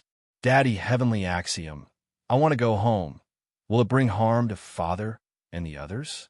Amy suddenly became a little nervous when she heard this. Yes, we have to keep this a secret and become stronger. Only then will we be able to protect them, the system hurriedly said, as if it had grasped the key point. Then how do you want me to make it up? I really don't know how to lie. Amy was a little troubled. Just say that you picked it up from the ancient well at the back door. Later, I'll put some other things in it to create the illusion that the ancient well leads to another space. This way, the rewards you receive in the future will be legitimately obtained. Your father is only a native, so he won't know so many tricks, the system suggested. Sounds like it's okay. Amy nodded slightly, and her eyes flickered as she said, "This. I picked it up from the well at the back." You picked it up from the well? Meg was a little surprised. From Amy's expression, he could basically tell that she was lying. However, Amy wasn't a child who liked to lie, so she must have her reasons for doing this. Why couldn't Amy tell the truth about the unknown modern kitchen utensils? Moreover, ever since she woke up this morning, she had been acting a little strange. She, who had never been interested in cooking, suddenly became interested in making breakfast for everyone. She even took the initiative to ask him to add more dishes to the menu, and then took the initiative to ask him to learn how to cook. All of this seems so familiar. System, can there be multiple systems in a world at the same time? Meg asked in his mind. Absolutely impossible, the system said firmly. Are you sure? Only in those chaotic worlds would the heavenly axiom throw a batch of defective systems down there, allowing them to compete and kill each other to create the true heavenly axiom host. And for an excellent system like me, a world only needs one. It's impossible for a second system to appear, the system said seriously. If that's the case, Meg pondered, then I can basically confirm that this world should have many systems. Chapter 2051. I think you're scolding me, but I have no evidence, the system said. If Amy obtains a system, will she be required to keep it a secret? Meg continued to ask. He had also thought about the possibility of the Great Old One controlling it. However, the Great Old One shouldn't be so bored as to give Amy a boring task like making breakfast and learning to cook. It was even more impossible to give out a set of cute kitchen utensils as a reward. Only an unreliable system would do such a thing. For example, his gourmet system, which was inherently lacking. According to the system's confidentiality rules, the host will have to sign a confidentiality agreement after obtaining the system. The system must be kept strictly confidential. Once it is leaked, the system will self-destruct and perish together with the host, the system confirmed. Why haven't I heard of this plot before? Meg was puzzled. Because the host is very self-aware and cowardly enough, the system didn't emphasize this. This is called being steady. Meg emphasized, then joked. But in that case, are the two of us sharing a common destiny? Then you still have to treat me better in the future. If I'm unhappy and accidentally fall from upstairs one day, you'll be finished. If the host dies accidentally due to the program's settings, the system can find the next host on its own. It won't disappear because of this, the system said with a smile. Speaking of which, Amy made a wish to Meteor yesterday. It's really possible that she obtained a system, but I don't know what kind of system it is. Could it also be a useless gourmet system? Meg pondered. The system is a unique existence. The best learning and most hard-working system in the entire system universe. You actually called me a useless person? The system roared. Meg pursed his lips. Look, my combat power is almost at the ceiling of this world, but the gourmet achievement is still only the owner of a small restaurant. I haven't mastered any of the 8 major cuisines. Aren't you a useless gourmet system? System. If your system has a group chat with your level of service, you should be the kind that gets kicked out of the group chat, right? This is too embarrassing for the system. Meg sighed softly.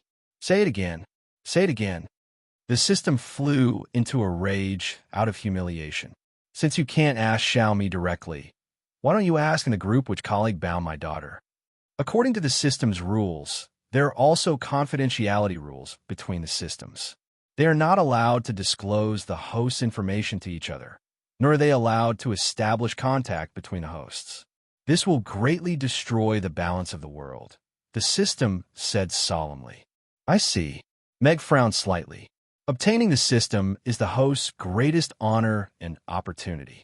Even if the host has doubts, please do not interfere. Otherwise, it may bring unnecessary harm and trouble to your daughter, the system warned. Meg rolled his eyes.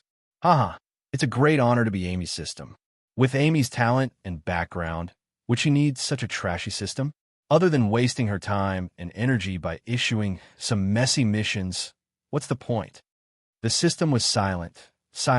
He was left speechless. Looks like I'll have to teach Amy how to tame and train the system, Meg thought to himself. Can anyone speak? At the same time, he felt infinite schadenfreude toward the colleague who might exist in Amy's mind. Ha ha ha. Finally, another system has fallen into the hands of this devil. I want to see who will be kicked out of the group chat with me next time.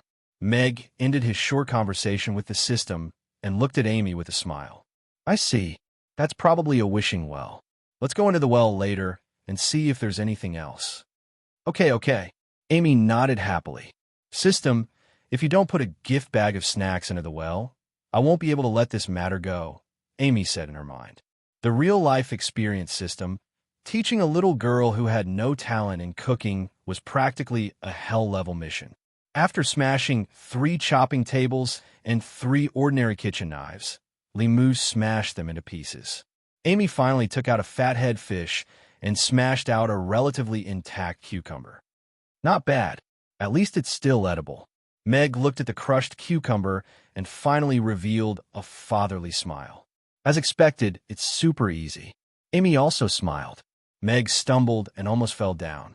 Looking at the trash can that was almost filled with chopped cucumbers and cucumber dregs, he said earnestly, My dear daughter, in the future, if someone asks you to do something unreasonable or impossible, you must firmly reject them. Don't be restricted by the rules. In your territory, you are the rules. Okay. Amy nodded obediently, although she didn't quite understand. The real-life experience system. It seems like someone is targeting you, but I don't have any evidence. That's all for today. We'll learn how to make sauces tomorrow. Meg happily ended today's lesson.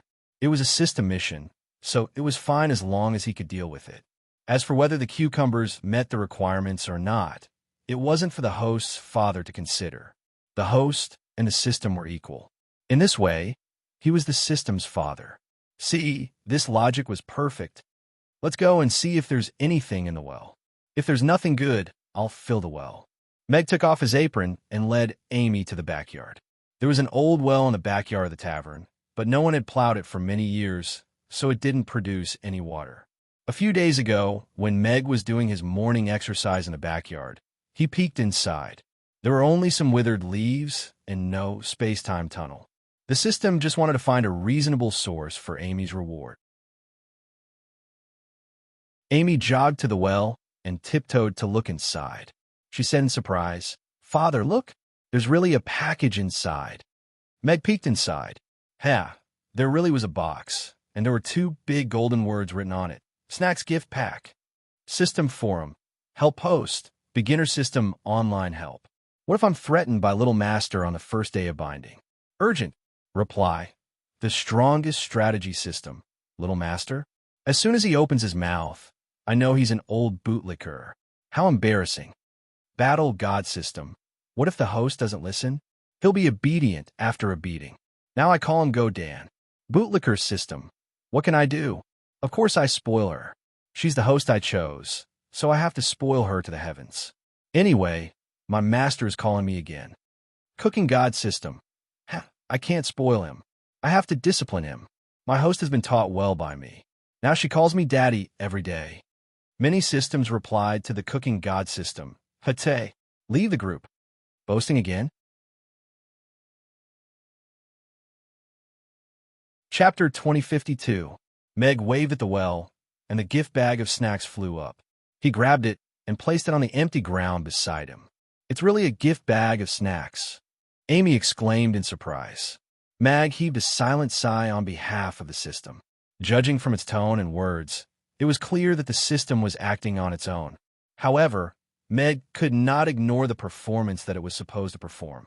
He could only squeeze out a surprised smile and say, "It's really a gift bag of snacks."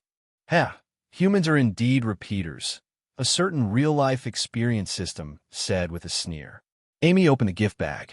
Inside the box were Lay's potato chips, Mimi's shrimp crackers, Wei-Long spicy strips, Maltese, Coca-Cola.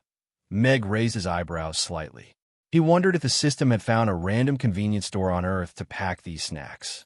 "How do I eat this?" Amy grabbed a bottle of Coca-Cola and shook it before forcefully breaking it open. Bang! Before Meg could stop her, the bottle of Coca-Cola had been forcefully broken open. The Coca-Cola gushed out and drew a rainbow in the air.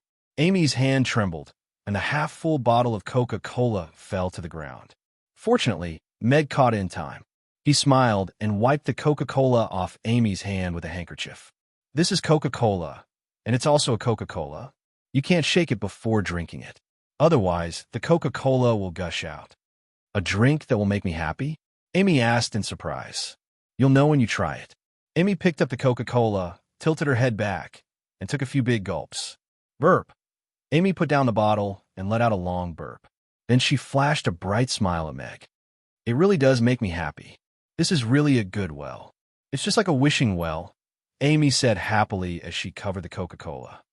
"Well, if it's obedient, we'll keep it.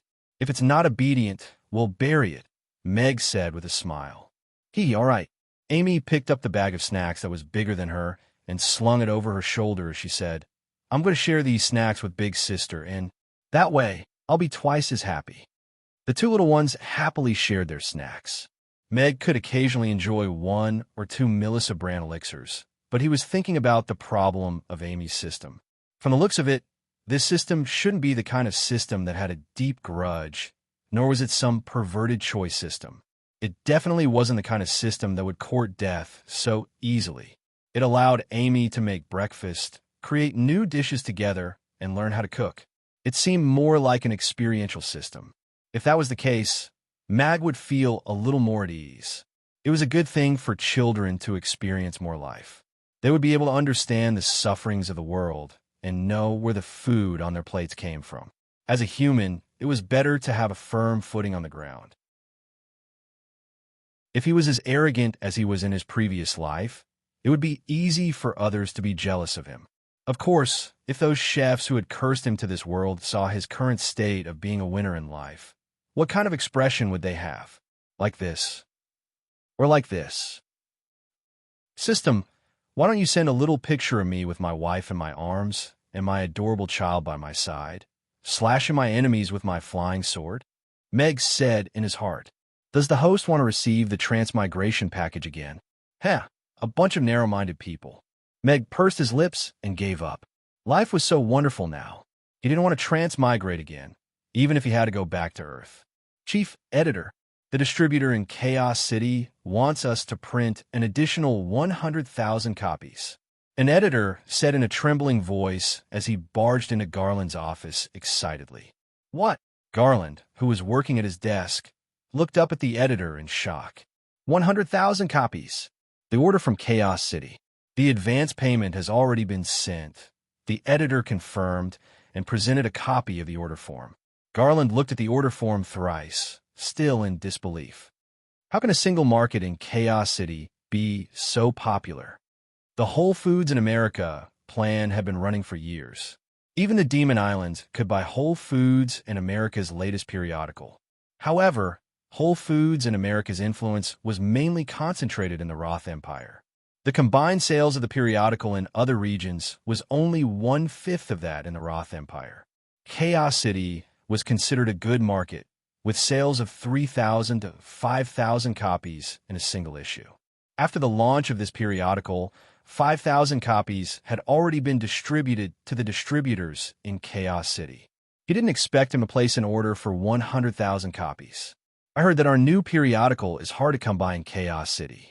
The second-hand periodical is already priced at 500 copper coins a copy, but it's still priceless," the editor said agitatedly. "Chief Editor, it seems like we're going to create a miracle. The periodical's sales this month have already exceeded 150,000 copies, and all the distributors are still crazily asking for more copies. This isn't a miracle created by us. It's Mr. Mac. Garland couldn't hide the joy on his face, but he was still calmer. That's right. Mr. Meg revealed his true identity, and together with the famous recipe of eggplant with garlic sauce that he taught previously, there's such a miraculous sales. The editor nodded in agreement. Find a few more printing factories and get them to do their best to print, but they must ensure the quality, Garland said seriously. Garland said with a serious expression, we've also talked to the distributors. They must not increase the price. Once they do, their distribution rights will be taken back and they will be blacklisted. All right, I'll do it now. The editor left quickly. Milo sauntered into the chief editor's office and sat down opposite Garland. He crossed his legs and said, I think you should just invite Boss Mag over to write the manuscript for you. Just this sales volume alone has already crushed countless gourmets who have been famous for a long time. If I had this ability, Boss would wake up laughing in his sleep. Garland pursed his lips with a smile. But Boss wants us to go to Chaos City again and try to get Mr. Mac to write for us on a long-term basis. If that doesn't work, he can provide us with material. I'm just a freelance writer. Is it really okay for me to go on a business trip every time? There's enough money this time. Meals, foot washing, and back scrubbing will all be reimbursed.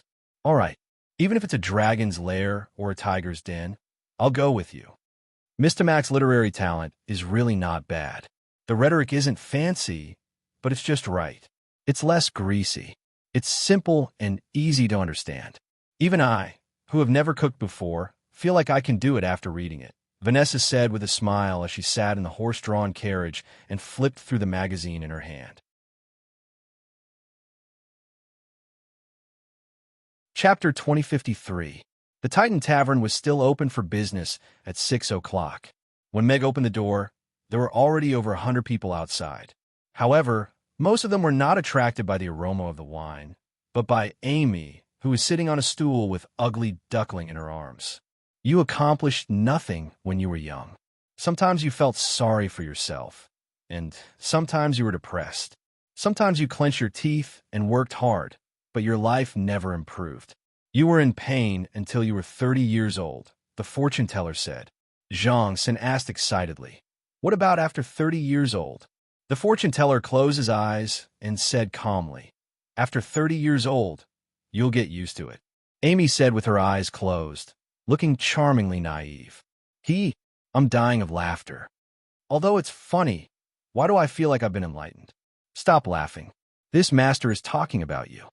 Everyone burst into laughter, and the response was very enthusiastic. The tavern was not open yet, but everyone was already attracted to the cute daughter of the tavern. Not only did the little girl look obedient and cute, but she also knew how to tell some interesting jokes, which made people unable to move their feet. It also helped to pass the time. After a busy day, everyone's mood became relaxed and happy. Is it time for business? Amy looked back at Meg, then stood up with a smile. She looked at the customers and said, Welcome to Saipan Tavern. We have the best wine, the most interesting jokes, and the cutest Amy. From Li Si's happiness +1. From Wang Wu's happiness +1. From Zhang San's distress +1. Amy looked at the life experience points that kept jumping in her mind, and her eyes curved into crescents as she smiled very sweetly. Boss, your daughter is so cute. Boss, my son is 5 years old this year. He's handsome, and his family owns a mine. Why don't we consider becoming in-laws? Boss, are you thinking of selling your daughter? The customers came in one after another, and the conversations they had were all strange. No, Meg refused firmly.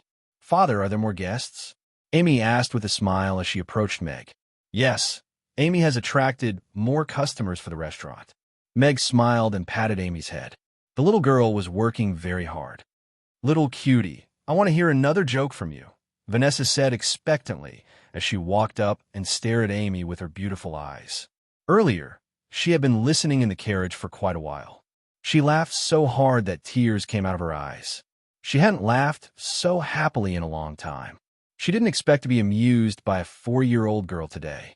Sure, Amy looked at Vanessa, tilted her head, and thought for a moment before saying, Zhang San went to attend the banquet, but he was stopped by a guard who questioned him.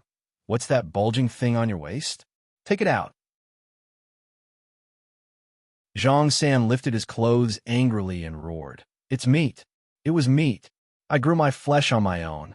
A fat man who had just stepped into the tavern stopped in his tracks. From Zhang San's distress, +3. Vanessa was stunned for a moment, then laughed like a pig. Thank you for making me happy. Vanessa took off the white jade beads on her wrist and handed it to Amy. This is a little gift from Big Sister. Thank you, Big Sister. Amy took the beads and put them on her wrist happily. The customers behind couldn't help but take a few more glances, and their expressions were a little shocked. If they weren't mistaken, this should be a gift from the king to the princess on her birthday. Now, she was giving it to the owner of this tavern. This tavern is not to be messed with. Everyone came to a consensus. Amy's performance, the intoxicating aroma of the Mao Tai, and the reputation that was gradually spreading in the circle of Rodu's officials, Saipan Tavern finally welcomed a grand occasion where it was almost full for the first time. Amy walked in and saw a chubby young man sitting by the window, drinking alone. He was looking at the sky at a 45-degree angle with a melancholic expression. She couldn't help but ask curiously, Big Brother Chubby, why are you so sad? The chubby young man sighed and said gloomily, Other people can ride horses and go on a trip whenever they want, but I can only follow in my father's footsteps and become a noble with an official position. Every day, I have to worry about these national affairs. Don't be sad. Although you don't have a trip whenever you want, at least you have a fat body. Amy comforted him. The chubby young man turned his head and looked at Amy, who had just left. From Zhang San's distress, +3. This big brother seems to have a lot of mood swings. I can continue to farm them in the future. Amy thought to herself. In just a short while, she had already earned more than 80 life experience points from the customers. Ding dong. The total life experience points has exceeded 100. The exchange center is now open. You can use the life experience points to exchange for the corresponding items in the exchange center. At this moment, the system's voice sounded in her mind. Can I exchange it for snacks? I still want to drink fat otaku happy water. Amy's eyes lit up. She quickly opened her status panel. Host, Amy level, 1 out of 100, life experience points, 101 skills. Attribute appraisal, mission system, 1. Side mission, Old Father's Wish. In progress, 2. Side mission, attack on cucumber. In progress, lottery system, not open exchange center. Open, for more functions, please explore them on your own. Amy opened the new exchange center expectantly.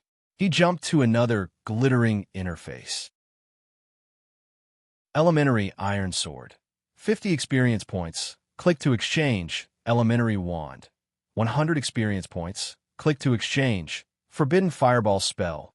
100 experience points. Click to exchange. Water of Life. 1,000 experience points per bottle. Click to exchange, that's it? Amy exited the exchange center with a disappointed expression.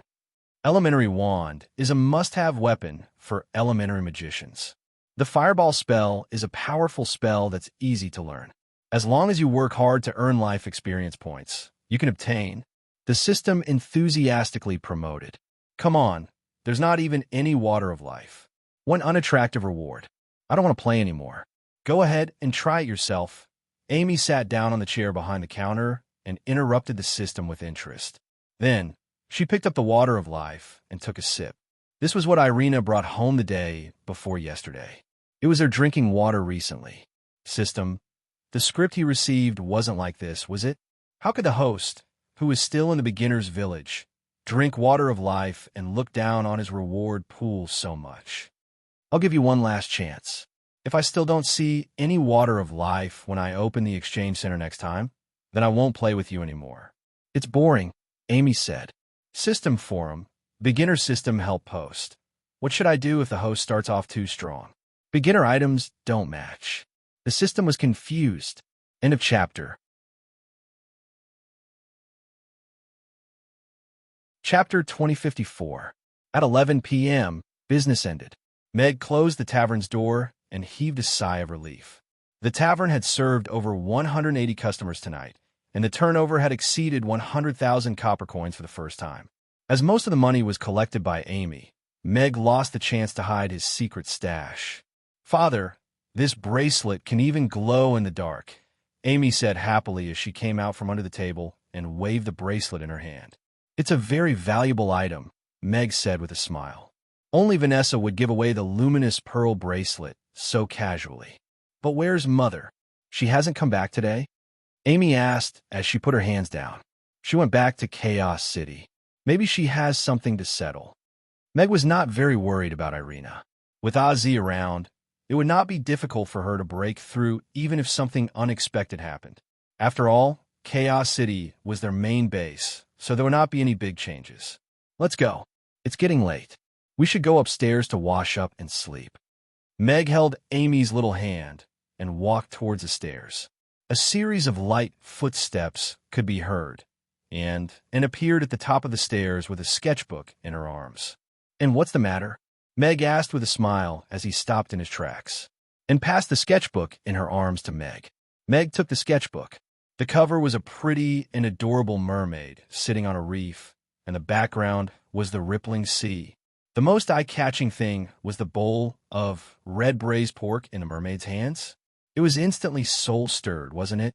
Just by looking at the cover, giving it a title like The Indescribable Story of the Mermaid and Red Braised Pork was not off-topic at all.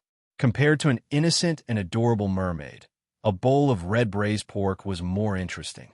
In just 2 days, Anne's drawing skills had improved significantly. No matter if it was the style or details, they were all exquisite and impeccable. Even the bowl of red braised meat was a mixture of fat and lean meat. The color was bright and attractive, making people envious. "What a beautiful little mermaid. Big sister and is so awesome," Amy exclaimed as she climbed onto a nearby stool. Flipping open the album, it was still the familiar story of the mermaid, but compared to the first version, this version's storyboard, characters' expressions, and lines had all improved greatly. Of course, the most important thing was that an old man named Meg was inserted into the story. He taught the little prince how to cook red braised pork on the spot and helped him capture the mermaid's heart. You see, this is the quality that an excellent cartoonist should have. Not only did it allow him to enter the story of the mermaids without feeling out of place, but he also played a very important role. The cooking process of the red braised meat was also drawn perfectly. Even a person who did not know how to cook could take this picture book and follow the steps in the picture to make a qualified red braised pork. And put her hands behind her back and looked at Meg nervously and expectantly. He was like an obedient student waiting for the teacher to announce his results. "Perfect, very perfect." Meg closed the album, looked at Anne, and praised sincerely. "And you are a natural cartoonist. You have an unparalleled talent in this area." And finally smiled. Her face was slightly red, but her eyes were shining. "Let me take a look at it again." Amy took the album carefully from Meg's hands and ran upstairs. "The drawings are so good. It's a pity not to publish them. But I see that the equipment of the publishers of these albums in Rodu is a little shabby. I'm afraid they can't print the original art." Meg pondered for a while and said, "How about this? I'll open a printing factory and specialize in printing your albums." And nodded obediently, but she didn't seem to understand what Meg was saying. "Let's go. It's getting late. Wash up and go to bed first." Meg smiled and touched her head as he said dotingly, and squinted her eyes and rubbed against his hand. Then she turned and went upstairs. After telling the two little fellows a bedtime story, Mag went back to his room to change into a set of black clothes before leaving the tavern after the two little fellows had fallen asleep. "Mr. Mac, this way." Noah waved in the dark alley. "How is it?" Meg asked Melanti as he walked into the alley. Melanti shook his head and said, "We've searched all over Rodu, but we couldn't find any traces related to the devil. Josh might have already left Rodu." "That's not good news." Meg frowned. "Maybe he didn't leave, but just went into hiding?" "He's so sly," Noah interjected. "Now that he has become a public enemy, there's not much room for him to do in Rodu. There's not much value in staying here." He probably won't take the risk to stay in this city with the most 10th-tier powerhouses. Meg shook his head. It'll be even harder to find him now. Then where would he go? Noah asked. Meg thought for a while and said, if he wants to become stronger, he has to keep creating conflicts and then gain more resentment from them. Or he can appear in places with strong resentment and directly absorb it. Maybe we should go to the far north to take a look. That was an ancient battlefield. Countless corpses are buried under the snowy plains, Melanthe suddenly said. That godforsaken place. Noah's face fell. There aren't even 2 ghosts. He probably won't appear there. Once he thought about leaving the warm and comfortable Rodu and going to the snowy far north, he felt that his life had suddenly lost its light. Melanthe looked at Meg and said, we'll set off tomorrow morning. If we find any traces of him, we'll inform Mr. Mack immediately. All right. Meg nodded. Let's search Rodu again tonight. We'll go to the second prince's residence to take a look. All right. Melanthe nodded. The 3 of them quickly disappeared into the dark alley. An hour later, Meg flipped over the wall of the second prince's residence. Looking at the wooden box in his hand, he frowned slightly. Looks like this is the source of the devil. Greed still made him lose his soul, Melanthe said with a sigh. This means that the devil that controlled Josh is not the same as the one that escaped from the seal under the Golden Dragon Island. We have 2 enemies. Meg handed the wooden box to Melanthe. Melanthe kept the wooden box and solemnly said, I'll find him as soon as possible before he sets up an even bigger scheme. Be careful. Meg nodded. Let's go, kid. Melanthe turned and left. Didn't you say we're leaving tomorrow morning? Noah was puzzled. When the devil comes looking for you, he won't give you the chance to spend the night, Melanthe said with a smile. Goodbye, Mr. Mack. Noah waved at Meg with a bitter face and quickly followed Melanthe. Chapter 2055. Meg wasn't in a hurry to return to the tavern. Instead, he went to Sean's mansion. He stood in the darkness at a street corner and looked at the luxurious mansion not far away with a frown. There were 2 10th-tier powerhouses auras there, but they couldn't stop him. However, it wasn't a good time to kill Sean tonight. Josh was already socially dead, and Sean was the only heir Andre had chosen to the throne. As for the third prince, he was just a kid who liked carpentry, so he wasn't in Andre's consideration at all. If he killed Sean now, he couldn't guarantee that Andre would do something crazy. Sean was on his must-kill list, so he didn't care if Andre had an heir or not, because Andre would eventually die in his hands too. He threw a piece of wood into the mansion and then turned to leave. Not long after, a 10th-tier powerhouse rushed out with a group of knights.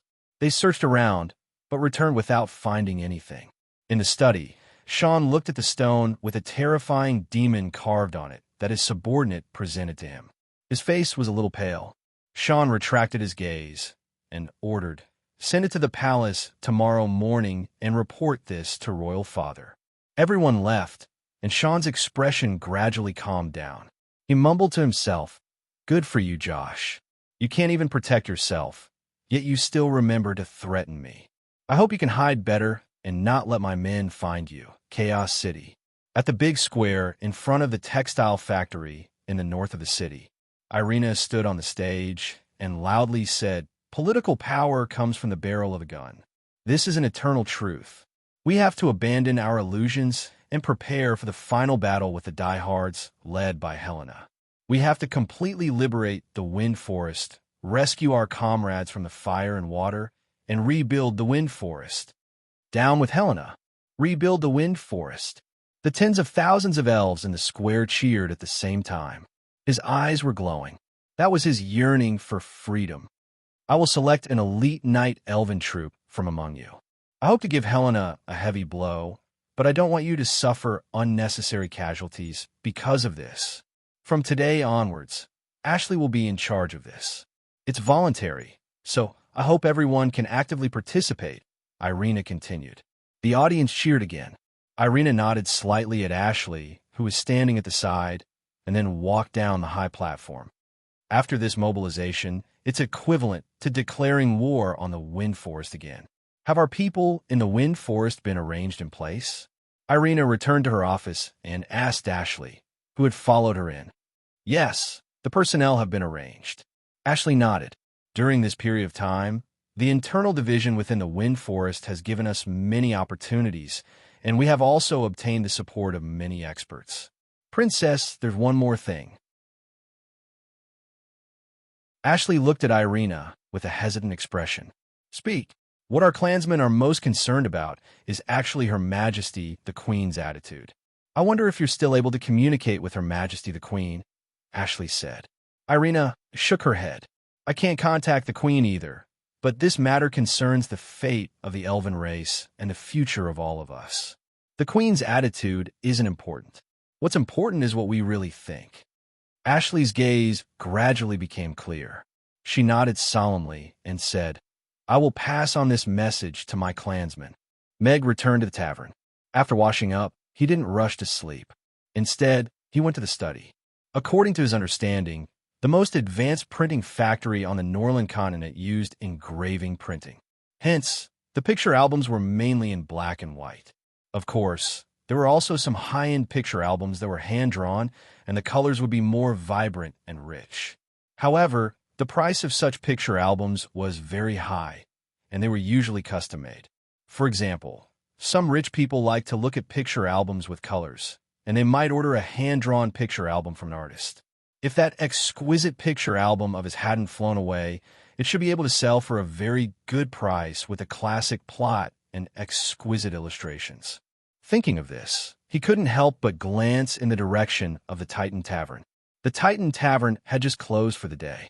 The window facing it was closed, but the lights were on inside. He could even see a figure walking past occasionally. It should be the lady boss's boudoir. Luckily, it's a Chinese version. I can't read the words, so it shouldn't be a problem, right? Meg mumbled in his heart, feeling a little guilty.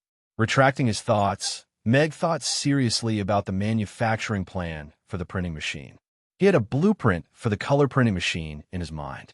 The process for this thing wasn't particularly complicated, but if he wanted to solve the entire problem in the alternate world, such as the paints, electronic components, and so on, it would take at least a year or two.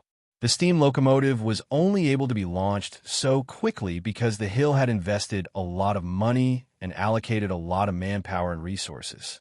It was a little too complicated to build a printing machine just to print a picture book. System, are there any second-hand printing machines for sale? Meg asked in his heart. Host, please mind your words. This system is, I'll give you more money. How much? Twice.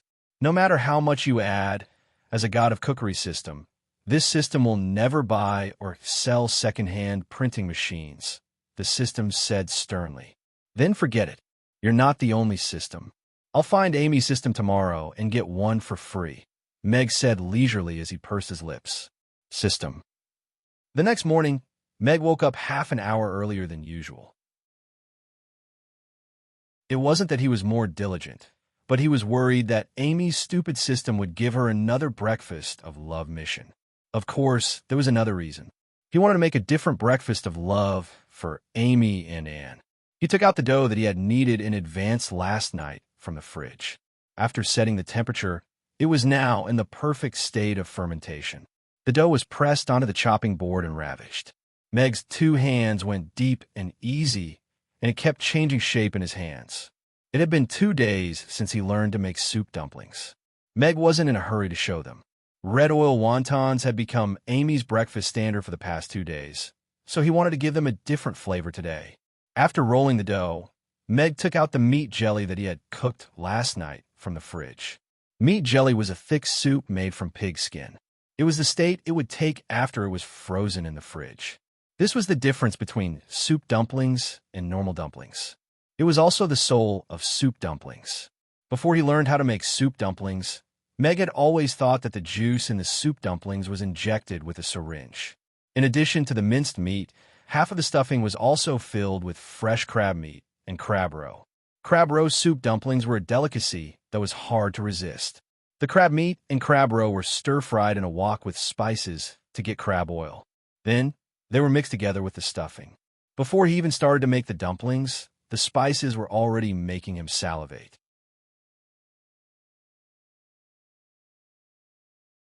Chapter 2056.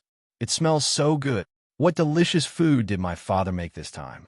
The two little heads poked out of the kitchen door and looked curiously at the steaming bamboo drawers stacked high on the stove. The aroma of the steamed buns mixed with the steam wafted over.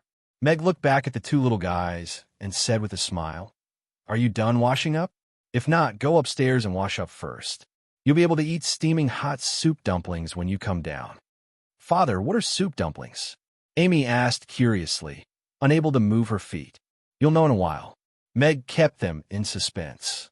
"Okay." Amy nodded and went upstairs to wash up. Not long after, the two little guys came downstairs again. Meg had already turned off the stove. After waiting for a while, he came out of the kitchen with 3 drawers of soup dumplings. Under the expectant gazes of the two little guys, Meg opened the lid of the bamboo drawer. The 3 soup dumplings almost took up all the space in the small bamboo drawer. The thin skin was almost translucent and looked exquisite. It was full of soup, but it still maintained its round and plump shape. The folds were even and beautiful, and there was a little crab roe in the middle. Lying in the bamboo drawer, it looked like a blooming chrysanthemum. "Wow, it's so beautiful." Amy's eyes lit up. She couldn't help but poke the soup dumpling lightly. The skin of the soup dumpling collapsed slightly, but it bounced back with great elasticity. The soup dumpling trembled as if it was still a little angry. "It's so cute." Amy's eyes lit up. The ones with yellow dots on the folds are crab roast soup dumplings. The ones without yellow dots are ordinary soup dumplings. Try them and see which one you like. Meg picked up a soup dumpling with his chopsticks. The originally flat and round soup dumpling became as round as a lantern when he picked it up. It was full of soup, but it didn't explode. Meg put a crab roast soup dumpling in each of the two little guys' shallow plates and reminded them, "It's just out of the oven. The soup inside is very hot. Be careful when you eat it. Take small bites." "Yeah." The two little guys nodded, but their attention was completely attracted by the soup dumplings. He didn't know if they heard what he said.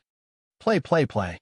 Amy gently poked her soup dumpling with her chopsticks and watched it shake on the plate. She had a lot of fun, and, on the other hand, was curiously looking at the soup dumpling from left to right, as if she wanted to see through it. Mag also picked up a crab roast soup dumpling for himself. His movements were quick. When the soup dumpling wasn't paying attention, he picked it up gently and quickly put it on his plate. No matter how one looked at it, it had a perfect appearance. Moreover, the condition of the buns was excellent. During the steaming process, there was no leakage of juice, nor was there any deformation or collapse. There was a particular way to eat soup dumplings. One had to gently bite through the skin of the dumpling and slowly suck up the soup inside. Only then would one eat the skin and filling of the dumpling. "Pay attention to the way I eat it," Meg said to the two little guys and lowered his head to take a bite of the bun skin. Hiss! It burned his mouth. The soup inside the freshly baked soup dumpling was still scalding hot. Meg almost gave up the bun in his mouth when he took a bite. The thin and tough skin was full of soup. When he opened his mouth and took a bite, the delicious soup poured into his mouth. The fragrance of the crab roe was intoxicating. The soup was extraordinarily delicious. Sipping it in small mouthfuls, he couldn't stop. As for the scalding sensation, it was completely suppressed by the deliciousness. When the soup was almost finished, the remaining skin was swallowed in one mouthful. The skin was chewy, and the meatball soaked in the soup was neither fat nor greasy. It was smooth in the mouth. Coupled with the taste of the crab meat and crab roe, it was really delicious. This is probably the peak of crab roast soup dumplings. Meg couldn't help but praise in his heart. It was worthy of being the soup dumplings that had broken his halberd countless times. The two little guys opened their eyes wide and watched Meg finish a soup dumpling. Gulp! The two swallowed their saliva at the same time. "I want to try it too." Amy leaned forward, opened her mouth, and took a small bite of the soup dumpling. Then, she put her mouth on it and sucked the soup in small mouthfuls. Amy's delicate eyebrows raised slightly, and her eyes sparkled as if she had discovered a new world. After drinking the soup in one gulp, Amy raised her head and said in surprise, "This is so delicious. Crab meat soup, so good." After saying that, She picked up the remaining skin of the soup dumpling with her two small hands. It was too big for the little guy, so she couldn't eat it in one bite like Meg. She held it in her hand like a pancake and took a bite. Her little face was full of happiness, seeing the two of them eating with relish, and couldn't sit still. She lowered her head and took a bite of the soup dumpling. The corners of her mouth couldn't help but curl up as she sucked the soup. The soup was mellow and rich. It was oily but not greasy. The soup dumplings were fresh and fragrant. The meat was tender and the skin was soft. Such exquisite and special food was really amazing. And the cute appearance of the soup dumplings and the special way to eat them made her want to draw them into a picture book. After 3 soup dumplings, Meg was almost done eating, and also put down her chopsticks. But Amy still wanted more. She picked up her plate and licked the soup. Then, she looked at Meg and asked expectantly, "Is there more? I think I can eat 3 more." "I knew you wouldn't be full with 3. There are 3 more in the cage." Meg smiled, got up, and went to the kitchen to take out another basket of soup dumplings. "Father is the best." Amy raised her 2 little paws and happily reached out to pick up a soup dumpling from the bamboo drawer. Then, she lowered her head and continued eating. "Meg's mission today is to learn how to smack cucumbers, right?" Meg asked casually as he drank a mouthful of hot milk. "Yes," Amy answered a little vaguely. The system said that today was the last day. She had to learn how to smack cucumbers. But how did Father know that? Amy paused in the middle of eating her soup dumplings and looked up at Meg. "Didn't you learn half of it yesterday? Of course you have to learn the other half today." Meg smiled. Yes. Amy nodded before continuing to eat her soup dumplings. "Isn't Big Sister and's picture book very beautiful?" Meg asked. "Yes, it's super beautiful. It's even more beautiful than the picture books we bought." Amy nodded.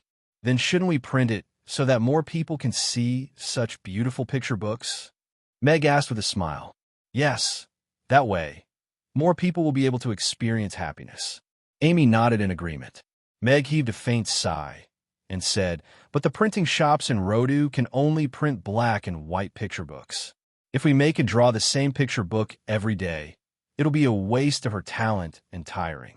If only we had a printing machine that could print many different colors." "Yes, if only we had a machine that could print the picture books on its own," Amy chimed in. "Amy, don't you have a wishing well? Why don't we make a wish for a fully automated printing machine? If we can't even fulfill such a small wish, then we'll just fill up the well." Meg took a sip of milk and said in an indifferent voice, "That must be a fake wishing well. Life experience system, I feel like there's something wrong with this guy, but I have no proof." On the system forum, Life Experience System posted a request for help. "Newbie system, please purchase a second-hand fully automated color printing machine for Little Mistress. Seniors, please raise your hand and buy something at a better price." Replies, Negative Emotion System. "You're a disgrace to our emotions system." Bootlicker System. That's right, the posture has to be perfect and all the requirements have to be met. Myriad World Trade System. "Which model do you want? I have all of them here, and I can even give you cheaper consumables with a 100-year warranty." Cooking God System. What a joke. I almost posted this in the morning. Thankfully, I stuck to my principles and bottom line as a system. Livestream System replied to Cooking God System. "If your host adds 1 more copper coin, this post will be yours."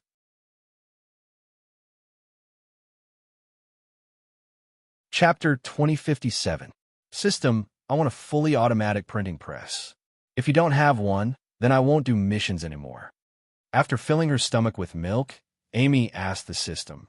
According to the system manual, the mission rewards are determined by the system. "Young mistress, you can't ask for it."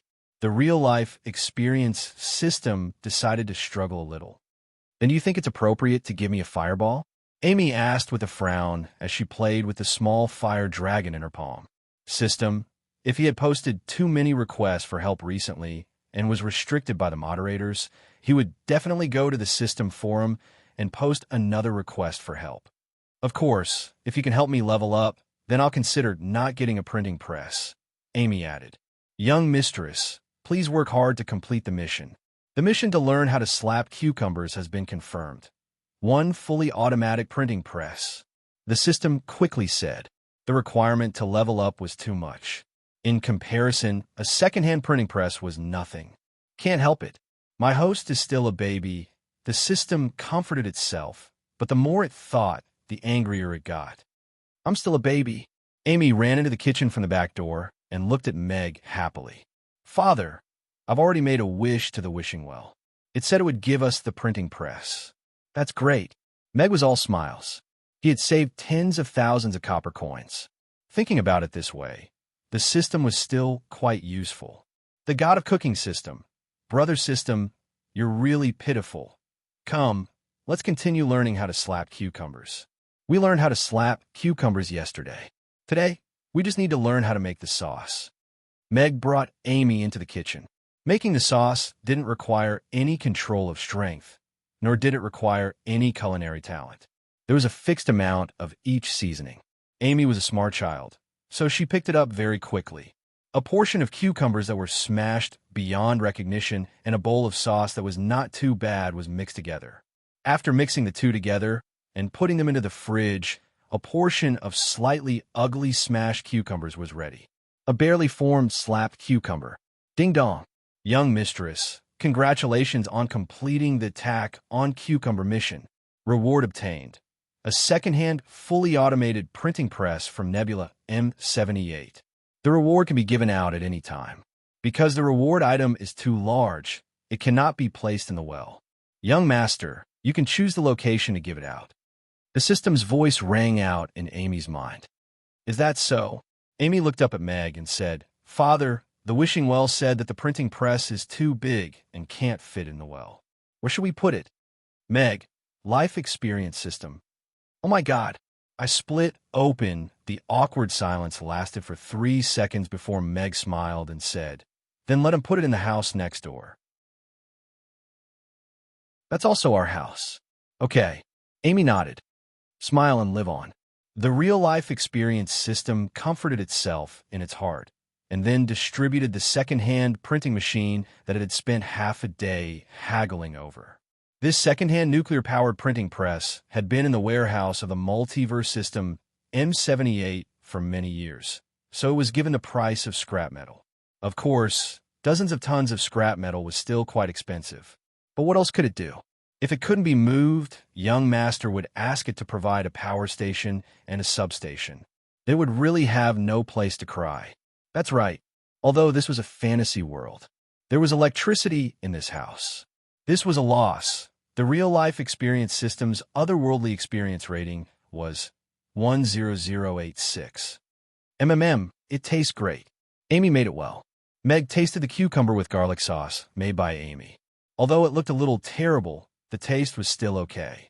After all, it was the same recipe and the steps were the same, so the taste shouldn't be too bad. Hee hee. A happy smile appeared on Amy's little face. Sister, and try my cucumber with garlic sauce. Amy carried a plate out of the kitchen and handed a pair of chopsticks to Anne. She looked at her expectantly and picked up a piece of cucumber with garlic sauce and put it into her mouth. Her eyes immediately curved into crescents. After swallowing the cucumber, she gave Amy a thumbs up. Hee hee, then I can often make cucumber with garlic sauce for you guys in the future. Amy held the plate and ate with relish. After all, she made it herself, so she felt a great sense of accomplishment. After the little one finished eating, Meg couldn't wait to take Amy to the house next door. This was originally a restaurant. The hall on the first floor was very spacious, and the things inside had been emptied. It was more than enough to store a printing press. However, when Meg opened the door, there was nothing inside. There wasn't even a bicycle, let alone a printing press. Father, is the printing press like this? Amy asked as she pointed at a shabby ornament in the corner. No, this is just a landscape tree that has died. Mag shook his head. He confirmed again, and indeed, he didn't see any printing press. Why don't you communicate with the wishing well again and see if there's any problem with the teleportation? Meg looked at Amy. Okay, then I'll ask. Amy nodded and then said in her mind, Stupid system, where's the printing press? Why isn't there one? Are you lying to us? The reward has been issued. The system was a little guilty, but there really wasn't any printing press here. Why don't young mistress go next door and check again? Father, let's go next door and check. Maybe this is a stupid wishing well. Amy looked at Meg and said, Okay, these idiots do often do such things. Meg nodded and pointed Amy to the house next door. Coincidentally, that was also his house.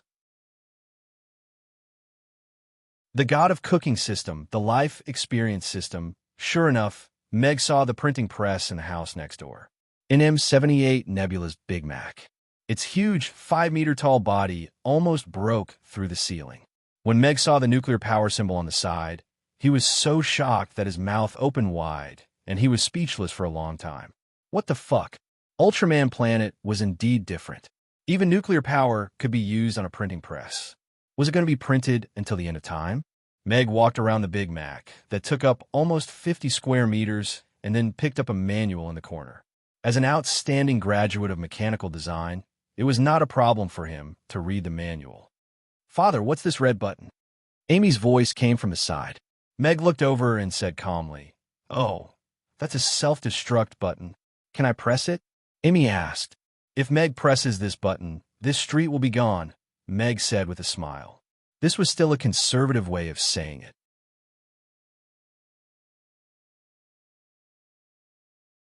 Chapter 2058. Meg was very satisfied with this nuclear power printer. According to the universe calendar, it had a history of over 300 years, enough to be classified as a cultural relic. But it was nuclear powered. This alone was enough to defeat all other printers. Moreover, this printer was not an ordinary paper printer. It was actually a high-grade 3D printer with a design desk. As long as you provided complete blueprints and detailed settings, it could print anything for you. Perfect. This is a designer's treasure. Meg's eyes lit up. This would save him a lot of trouble in communicating with other craftsmen. It had truly achieved the closed loop of designer equals products. There were no middlemen to profit from the difference in price. In a room next door, Meg found an entire room full of printing paper. Other than the paper and raw materials, the printer itself did not need to be replaced with any printing consumables. According to the manual, the consumables were enough to last the printer for 100 years. If you could not live past 100 years, it could still send you off. System, look at what the system did. Once and for all. How beautiful, Meg said in his mind. Put away? Throw the system away. The system said in disdain. By the way, you still haven't found out what kind of system Amy's system is? Meg asked again. Idiotic systems like this would usually attract each other, right? According to the system's rules, systems are not allowed to communicate or interact with each other. They're also not allowed to investigate the identity of the other or the other's host. Therefore, the system will not investigate what kind of system it is, nor will it disclose any relevant information to the host. The system said solemnly. All right, then I'll just treat it as an idiot wishing well. That's not bad. Meg nodded. System, try turning it on. Meg asked Amy and to stand to the side, then press the power button. Rumble.